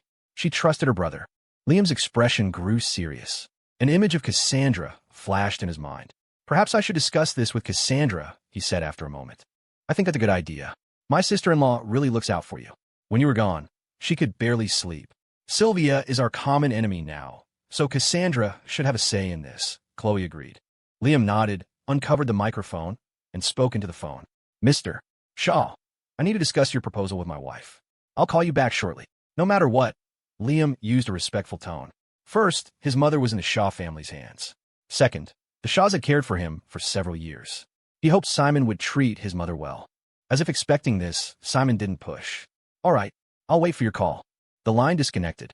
Liam immediately called Cassandra. Since she was in her first trimester, Cassandra wasn't keeping any electronic devices on her. Martha Xia answered the phone. Hearing Liam's voice, she smiled and opened the bedroom door to hand the phone to a just-awakened Cassandra. "HM? What's wrong?"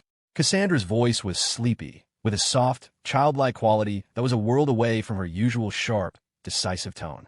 Hearing her sound like that was a rare treat. Liam's heart softened, and his own voice grew gentle without him realizing it. Cassandra mumbled, struggling to sit up. "Weren't you going to pick up your mother? Did something happen?" She yawned. Martha, who had been about to leave with a smile, froze in the doorway, looking nervously at Cassandra. Liam scratched his head. Is a woman's intuition always this sharp? Duh. Cassandra huffed, rolling her eyes. Who wouldn't figure it out? You want to pick someone up? Didn't come back, and called her halfway through. Of course something had happened. Before Liam could respond, Cassandra's tone became serious. "Isn't Haley with you? You start investigating. I'll call Maria and have her send a security team from Blacklake Manor." He had called her. That meant he trusted her completely, and she would naturally stand with him. A warmth spread through Liam's chest. "Cassandra, don't get ahead of yourself. It's like this." She was taken by Sylvia Shaw's father, Simon. Simon Shaw.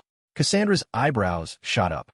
The name, Sylvia Shaw, was now a trigger for her, making her want to personally strangle the woman. "I spared their family for your sake, and I can't believe they have the audacity to pull something like this again and again." Her voice was sharp and unforgiving. She was always so quick to jump to his defense, so fiercely protective. Liam didn't find it annoying at all. In fact, it made his heart feel warm and full. This wasn't about punishing Simon Shaw anymore. Because of Cassandra's words, in the middle of a tense situation, Liam's lips curled into an uncontrollable smile. "Cassandra, don't be angry. Just listen to me first," he said, his voice laced with amusement. "Simon said the Shaw family has a way to cure my mother's illness. The condition he gave me is that I have to get their daughter back." On the other end of the line, Cassandra fell silent. Not because of the deal, but because this time, Liam had told her everything, honestly. A matter like this should have been a decision between him and his sister. But he had told her. It meant he truly, completely considered her family. But let Sylvia Shaw go? Impossible. She was a mortal enemy. Cassandra bit her lip, hesitating for a moment before asking, "What did you and Chloe decide?" Before he could answer, she added, "No, I should ask what you decided. Chloe probably follows your lead, right?" She knew them so well after all this time. "Yeah," Liam confirmed. Cassandra narrowed her eyes. She didn't deny that the Shaw family's medical skills were formidable, especially in neurology. She hadn't used the Thorne family's power to completely annihilate them back then, partly because they were skilled, and partly because they had shown Liam kindness. So she had merely restricted them financially, not pushed them to their absolute breaking point. Now, however, her expression darkened. "So, what's your decision?" Liam's eyes narrowed slightly. He smiled. "It's not an unreasonable condition. They just want me to let Sylvia Shaw go, right? Of course I'm going to agree." Cassandra froze. Then, as if she understood everything, she burst out laughing. "Oh, Liam, you really are something else. What am I supposed to say to you? It's not always a good thing to be too smart." Being understood so instantly by Cassandra was an incredible feeling. Liam grinned. "Whether it's a good thing or not depends on whether the smart person is on your side, right?" I'm your darling husband. Shouldn't you be happy your husband is so clever? The words made Cassandra's face flush. Oomph. Just get this sorted out quickly. I want you back here to feed me breakfast, she huffed. It's lunchtime, you lazy princess. Liam had to get in one last jab before hanging up. Cassandra was about to retort, but the dial tone buzzed in her ear. Her burst of anger melted into a shy smile. Oomph. She happily turned off her phone screen. Beside her, Martha rushed forward anxiously. Cassandra, dear, are Liam and Chloe in some kind of trouble? It's nothing, Grandma. With Liam there, no trouble is really trouble. Cassandra proudly handed the phone back. Seeing Martha was still worried, she reassured her, Don't worry. They said they have good news to tell you when they get back. With that, she snuggled back under the covers. Martha couldn't press any further. She sighed. The kids were grown now, and she couldn't control them. She tucked the phone in her pocket. Well, I'll go heat up some broth and bring it to you. They won't be back until this afternoon, but you have to eat your breakfast. Before Cassandra could refuse, Martha was gone. Cassandra curled up in the blankets, a blissful smile on her face. After hanging up with Cassandra, Liam called Simon Shaw again. Simon seemed to have been waiting, as he answered almost immediately. Liam, have you decided? Simon's voice was full of hope and pleading. Liam feigned difficulty. It's no good, Mr. Shaw. My wife is too hostile toward your daughter. She won't agree to it under any circumstances. Your wife, Miss Thorne. As if he expected it, Simon sighed. I never thought that child, Cassandra. Well, I suppose Sylvia was in the wrong first. His voice cracked with a sob. Liam, I still want to beg you. I just want my daughter back. Liam's stance remained firm. Mr. Shaw, I think you have the order of things wrong. Sylvia brought this on herself. What she did in the UK can't be resolved with a single word from me. It's not my decision whether to release her or not. I know, but Liam, you underestimate your own influence. I've heard through the grapevine that the British royal family holds you in very high regard. And with the Thorne family backing you, your words carry a lot of weight. If you're willing to speak up for Sylvia, I'm sure they will show you some courtesy. Simon's words were carefully chosen. As a father, the only thing he could do now was try to save his daughter, and the only person who could do that was Liam. I've already examined your mother's condition. My family can cure her. I've even given her several doses of medicine. She just needs one more acupuncture treatment tomorrow, and she'll be completely recovered. I'm begging you, as a favor. I just want my daughter to live. Every word from Simon was drenched in sincerity. Putting himself in Simon's shoes, Liam could empathize, but he couldn't condone it. He narrowed his eyes, his voice dropping a few degrees. All right, I accept your terms. I can help you plead for your daughter, but I can't guarantee whether the royals will release her or not. They will. They definitely will. Simon became instantly excited. As long as you're willing to speak, Liam, they'll agree. I'm not asking for much. Just that they go easy on her before the sentence is carried out. I just want my daughter to come back alive. Just to spare her life. Fine, Liam agreed. He hung up. Chloe looked at him, worried. Brother, you just agreed like that. What else could I do? Liam shrugged. It was a chance to save their mother and restore her health. It was a win-win. Chloe's eyes widened. Actually, brother, if Mom were lucid and knew the whole story, knew how much we suffered, she would never want us to compromise. Then we won't let her know, Liam said simply. If she can be healthy again, why burden her with all this messy business? Besides, didn't Simon say it himself? He just wants Sylvia to live, to spare her life. I'll agree to talk. The rest is up to her own luck. That was true. Simon only asked for Sylvia to be kept alive, not how she would live. As long as she had a pulse, the condition would be met. It didn't seem like an outrageous demand. Staring at Liam, Chloe suddenly understood. A smile spread across her face. You're still the clever one, brother. Let's head back. I'll talk to Mr. Thorne about this later. It's not appropriate for me to show my face at the royal residence. It's better if he arranges it. They were all masters of the game. One word from Liam, and Cassandra understood. Caleb Thorne would be no different. On the way home, Liam briefly explained his conversation with Simon to Caleb. As expected, Caleb understood immediately. Don't worry, he said. I'll arrange a private jet. We'll see her on her way. At the royal residence in the UK, Lord Charles received Caleb Thorne's call. As soon as he heard it was about Liam, he became animated. After hanging up, Charles summoned Princess Anna to discuss the matter of Sylvia Shaw. I can't believe it. Liam's mother is still alive. Then that means she could be my daughter. Charles was practically vibrating with excitement, almost jumping out of his seat. Anna smiled. Not necessarily, father. You didn't know if you had a son or a daughter, did you? It could be his wife. Right. Charles was ecstatic. In that case, he ordered, go assemble a few guards. You will handle this matter.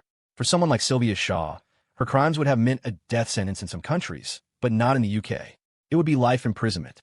But to be locked away in a foreign country, never to be seen again, was no different from a death sentence for her family. That's why Simon had pleaded with Liam. The solution was simple. With a word from on high, finding a substitute prisoner with a similar sentence was an easy task. Anna nodded and immediately set about making the arrangements. Although the matter was confidential, Natalie, who had been investigating in secret, found out. Watching Sylvia Shaw being secretly transferred, the stone of dread in Natalie's heart grew heavier. This wasn't just showing favor. This was treating him like family. Natalie had never seen her father show such partiality to anyone. Only Liam. It was all too obvious. I have to do something. Natalie bit her lip, her mind already made up. Caleb Thorne's helicopter was scheduled to depart the next evening. After coordinating with Simon Shaw, they would be waiting at the capital's main airport. As a show of good faith, Simon sent men to bring Carol Xia to the Onsheen neighborhood the following afternoon. Upon hearing their daughter was coming home, George and Martha were too excited to sleep a wink. The next afternoon, the Shaw family's car arrived on schedule. As the door opened, Liam saw the gentle, elegant woman for the second time. She was slender, her skin so pale it was almost translucent, her veins visible beneath the surface, as if she had endured immense suffering. Her hair was down, and as she stepped out of the car, her eyes instantly reddened. Mom! Having not seen her mother in so long, Chloe was overcome with emotion and rushed forward to grab Carol's hands. Chloe, you've grown so tall, and you're all grown up.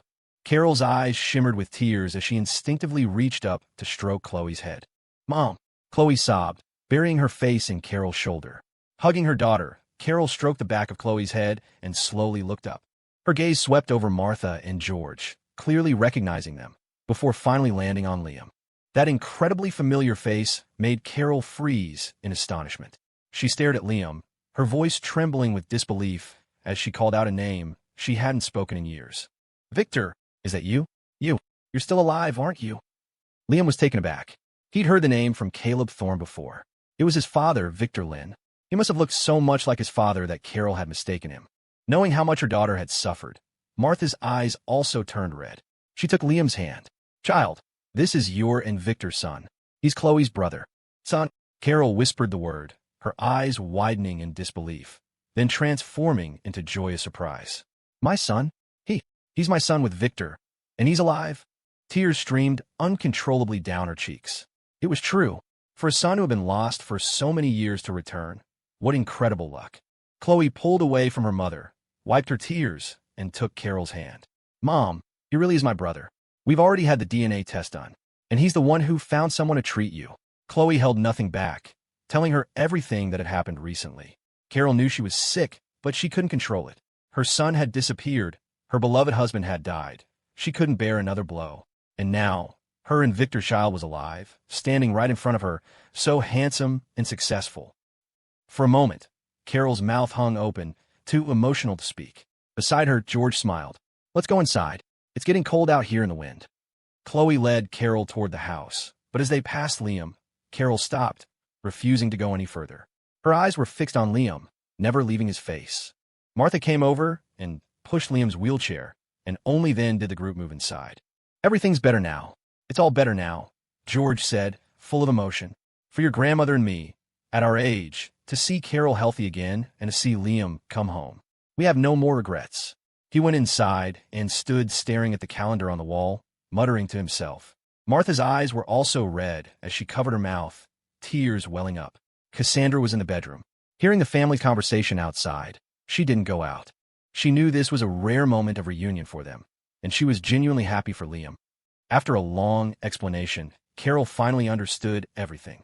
She learned that Liam's leg injury was temporary and would heal. She wiped away her tears and, for the first time in front of her children, began to speak of her past with Victor Lynn. They had met in college. Carol was the head of the arts committee, and Victor was on the academic committee. The two departments often collaborated on events, which was how they met and eventually fell in love after graduation. Carol's excellent grades landed her a management position at a top 100 company. Later, by a stroke of luck, Victor became a director at the same company. Because of their mutual crush from their school days, Victor often took Carol to various galas and shielded her from the more tedious aspects of work. Over time, Carol managed to break into New York's business circles. This was why she had exuded such an air of nobility when Liam first saw her. Later, when they were discussing marriage and Carol became pregnant, Victor revealed that he was a young master of the Landon family and that he wanted to propose to her in front of everyone. They agreed to meet each other's parents and then get married while she was pregnant. But that's when Victor's father, Lawrence Landon, adamantly refused. He would not tolerate a girl with no family background marrying into the Landon family, even accusing Carol of seducing Victor for the family's fortune. Victor fought back. Finally, after Carol gave birth to Liam, the three of them appeared before Lawrence. He finally relented, giving Victor a condition.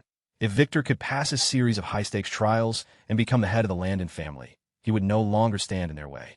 So, Victor enlisted in a special military unit that year. At the same time, Carol became pregnant again. The day she found out was the day Victor left for the military. They made a pact. Carol would take care of herself and the baby, and when he returned, he would marry her in a grand ceremony. But that was the year Victor died on the battlefield.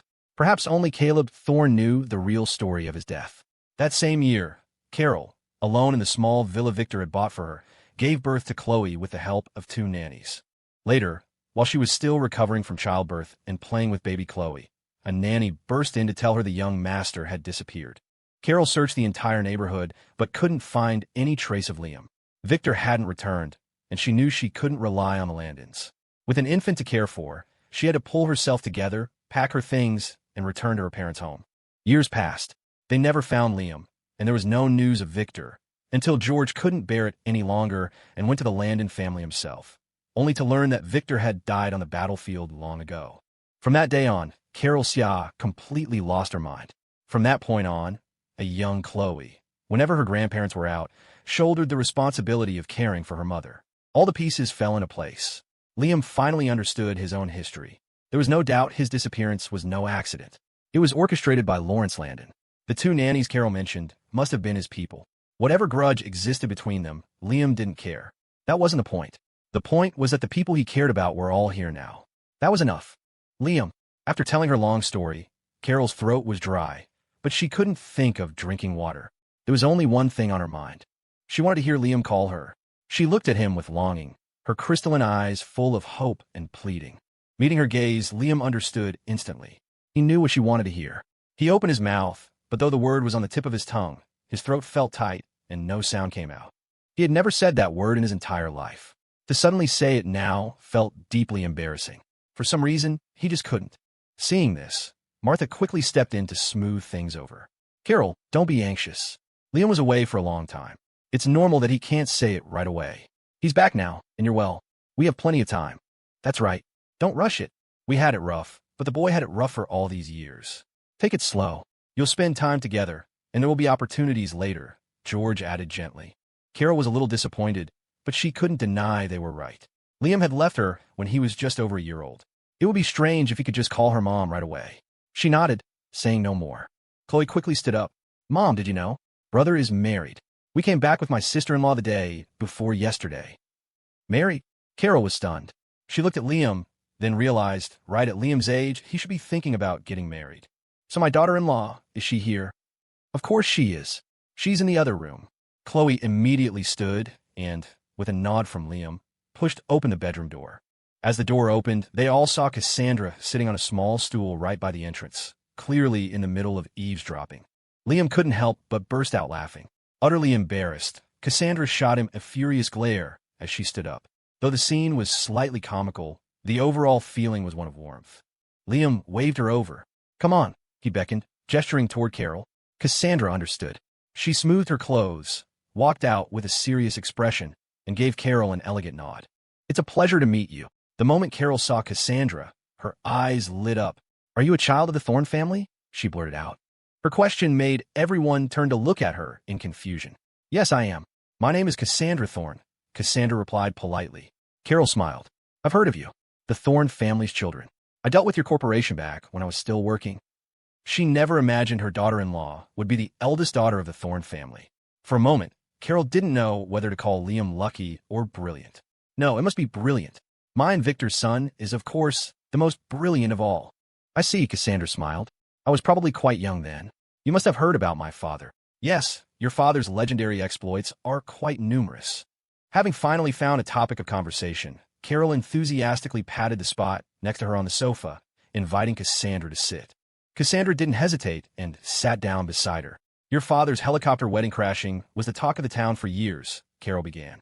I heard he even eloped with your mother across the ocean, which made the old men in your family furious. She spoke with a smile, telling stories of Cassandra's parents' past. George and Martha listened as if they were hearing a fairy tale. Beside them, Chloe's smile was fixed and awkward as she glanced at Cassandra. Liam's eyes widened. He knew Cassandra had chased him with a helicopter, but he'd never heard this story. The two of them really were cut from the same cloth. Like father, like daughter. Cassandra raised an eyebrow, as if hearing this for the first time herself. Her gaze fell on Liam, a hint of pride in her eyes. Your father also arranged a citywide proposal for your mother, Carol continued. Technology wasn't as advanced back then. To announce it to the world, he filled the entire city with hot air balloons on the day he proposed and dropped rose petals from the sky. The spectacle. Victor and I were. She trailed off as she said Victor's name. Cassandra didn't mind. Her brow arched. An event that sensational. Perhaps it was worth repeating? Her thoughtful gaze landed on Liam, but she said nothing. Mom, it's okay, Chloe said, trying to comfort her. If Dad knew our family was reunited now, he would be very happy, too. Yes, Victor would be very happy. A smile finally returned to Carol's face. The most important thing now was to build a relationship with Liam. The thought filled her with energy. She immediately rolled up her sleeves and stood. I'll go make dinner. I'm in charge tonight. No one argued. Chloe's tears turned to a smile. I'll help you, Mom. Martha also stood. Let's make a big meal tonight. The fridge is full of things Liam and the others bought a few days ago. We have more than enough. I'll go to the factory and arrange my work. I won't go in for the next few days, George said, also getting up to leave. Soon, only Liam and Cassandra were left in the living room. Noticing Cassandra's pensive look, Liam tilted his head. What are you thinking about, honey? Cassandra tapped her chin, seemingly accustomed to the pet name. She lifted her gaze, her eyes glinting with a few sparks of light. I was just thinking, she murmured, what kind of wedding should we have for the new year? Whatever you want. You pick the style, and I'll arrange the rest. But Cassandra shook her head. Her eyes were bright as she looked at him. I think my dad's style was pretty good. Why don't we recreate it? Huh? Liam was stunned. What did she mean? She wanted him to play the part of a domineering CEO in a grand proposal. Meeting Cassandra's smiling eyes, Liam couldn't help but shiver. He opened his mouth, forcing the words out. You mean, Cassandra, you want to be the damsel in distress? Cassandra's lips twisted into a smirk. She suddenly stood and walked over, looking down at Liam with a smile still plastered on her face. Say that again. She was smiling, but her tone was pure threat, as if one more word from him would unleash her bad side. Any normal person would have understood, but Liam's mouth had a mind of its own. You just said you wanted to be the damsel in distress, he replied cheerfully, without a hint of hesitation. That works. I'll arrange it just like that. I'll let the whole city know that I, Liam, am going to marry Cassandra Thorne. The first half of his sentence genuinely annoyed Cassandra, but the second half sent a wave of heat rushing to her face.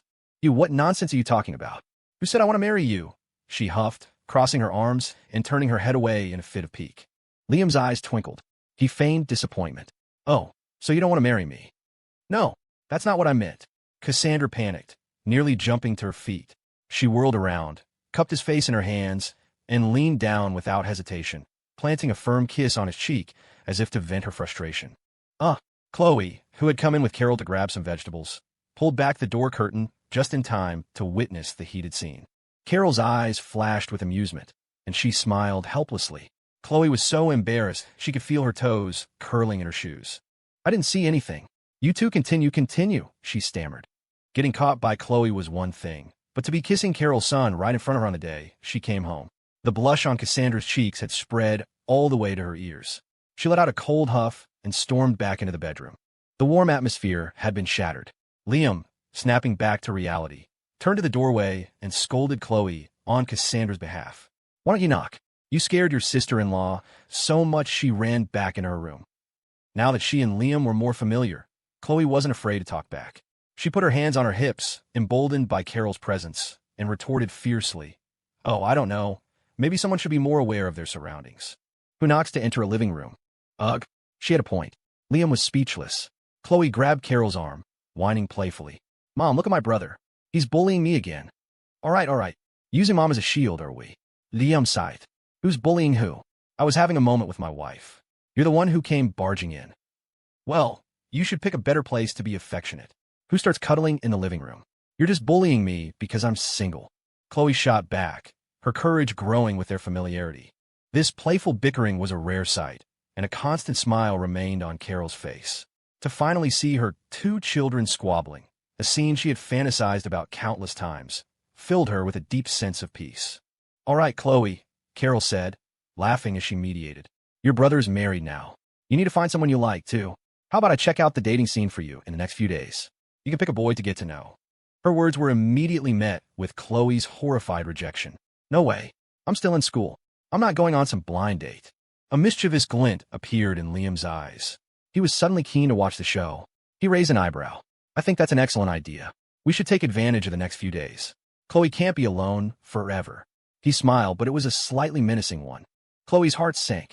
She stared at Liam in disbelief. With Liam's approval, Carol was even more enthusiastic. Great. I haven't contacted my old friends in ages. Don't you worry, Chloe. The boys I find for you will be top-notch. Trust your mother's judgment. Chloe turned her head, looking from her mother to Liam in utter shock. She didn't say another word, just covered her mouth and ran off. Oh, this child. Carol was bewildered. She called after her and sighed. Honestly, she didn't even let me finish. Liam, dear, once I've met them in a few days, you should come take a look too. For now, I'm going to go cook. Okay. Liam nodded, watching Carol leave before wheeling himself into the bedroom. The moment he closed the door, Cassandra, who was leaning against the wall, spoke in a cool voice. Chloe isn't happy. If even she had noticed, of course Liam had. He smiled at her. Can you guess why she's not happy? How should I know? I'm not her brother, Cassandra retorted with a roll of her eyes. Liam chuckled and beckoned her over. A flicker of curiosity crossed Cassandra's eyes, but she obediently walked over. What? I'll tell you. Liam motioned for her to lean in, then whispered, Chloe already likes someone. Haven't you noticed? The sudden question made Cassandra pause. She recalled the camping trip and the secrets Liam had shared with her. You mean Leo? She asked, surprised. Liam nodded with a smile. Cassandra huffed. Then if she already likes someone, why are you forcing her to go on dates? Aren't you just trying to break them up? If she had a brother who dared to interfere with her and Liam like that, she might just have to disown him. Ah, but you're mistaken. Liam grinned. Sometimes, if you don't give them a little push, they'll never recognize their own feelings. You mean? Cassandra seemed to understand. She frowned at him. But aren't you worried they'll hate you for this? What's a hero's epic romance without a villain to push them along? Liam replied with a smile. He took her hand. Besides, don't you want to watch the show, Cassandra? Oomph. I couldn't care less about these things. Cassandra said, her default response, but then she immediately offered a suggestion. However, Leo has to find out about Chloe's dates. We have to think of a way to tell him. That's easy. Just have Haley and the others mention it like they're gossiping. Brilliant. I'm already looking forward to this drama. At the Stanton estate in the UK. Palmer, can I take tomorrow off? I've been training for a week straight. Didn't even stop for Thanksgiving. I seriously can't do it anymore. At the dinner table, a bruised and swollen Leo had his voice down to a whisper, rubbing his hands together as he pleaded with Palmer. Palmer sighed. Young man, you need to work hard. This is just the beginning. If you're saying you can't do it now, how are you going to survive the next 3 months? 3 months? Leo mumbled, then covered his face in despair. If Palmer hadn't reminded him, he wouldn't have realized that his agonizing ordeal had only lasted a single week. How was he supposed to survive the days to come? There was still so much time left. Instantly, Leo felt like his world was collapsing. Actually, you're doing great. A week ago you were, 220 pounds? Look at you now. You've lost 10 pounds in just a week. In another 3 months, your body fat will be back to normal, Palmer explained with a smile, stuffing rice into his mouth. Leo looked to the heavens and sighed. Only he knew how his body had felt like it was falling apart after that first grueling 3-mile run. How about we reduce the intensity a little, Palmer? I really can't take it anymore, Leo said, on the verge of tears. Palmer shook his head. You made it through the first week. It'll get easier from here. Once your body gets used to it, everything else will fall into place. He had only made it through the first week because Chloe was there, but now Riley and Evelyn rarely came out, and the only person he ever saw in the vast gardens was Palmer. It was like being in solitary confinement, not just a physical torment, but a mental one. He was about to break. Leo, a big guy, felt his eyes turn red at these words. He mechanically shoveled food into his mouth. A moment later, Evelyn and Dr. Aiden walked in for their meal. As soon as they sat down, They took in the scene and knew exactly what was going on. Evelyn took out her phone and smiled at Aiden. Miss Thorne says they'll be back in a couple of days. I'll get ready to give Mr. Lynn another checkup then, Aiden replied. The boss is coming back. All of them together? Palmer asked, turning his head while eating. Yes, but I heard they're planning to set Chloe up on some dates, so they'll be delayed a few days, Evelyn said with a smile, deliberately letting the words hang in the air while she snuck a glance at Leo. Palmer understood instantly. He ate with a grin, secretly watching Leo's reaction. As expected, Leo, who had been eating with a look of pure misery, froze. He jerked his head up, choking on his food. Evelyn, what did you say? They're having Chloe do what? Go on dates. Evelyn said, enjoying the show. Miss Thorne said Liam's mother has recovered and the family is reunited. They figured it was a good time to find a match for Chloe. She then looked at Aiden. Matchmaking is a custom back in our home country. It's like setting up a mixer. Ah, I see. Aiden nodded. Leo shot to his feet. No, he slammed his chopsticks down, his face flushed with anxiety. How can they decide that for her? Who Chloe likes is her own business. This kind of matchmaking is just forcing her. He stood there, trembling, and shouted. His outburst startled everyone at the table. Evelyn's eyes twinkled. She continued with a smile. Mr. Lynn is Chloe's brother, and Miss Thorne is her sister-in-law. It's perfectly normal for them to arrange dates for her. Besides, her own family had no objections. What good would an outsider's opinion do? To be honest, the moment Evelyn received Cassandra's message, she knew what her boss was up to. She understood her perfectly. Sometimes, if you don't push someone, they'll never know their own heart. And since her boss couldn't play the villain, she naturally had to step into the role. Her words made Leo freeze. She was right. What Evelyn said was true. It was their family's business. What did it have to do with him? Leo, his face still red a moment ago, now went pale. He stumbled back into his chair. He had been starving, so happy when dinner finally arrived. But now, looking at the low-fat meal tailored specifically for him, he had lost all appetite. Seeing his state, Evelyn spoke again. Leo, don't tell me you're in love with Chloe Xia. It was obvious to everyone. In this situation, if Leo didn't admit it, it might really be too late. He lowered his head dejectedly, staring at his plate. What else? He said with a bitter smile. Why else do you think I'm learning martial arts? I just want to be able to help if she's ever in danger, instead of hiding in a hotel room, waiting for Liam and the others to save the day.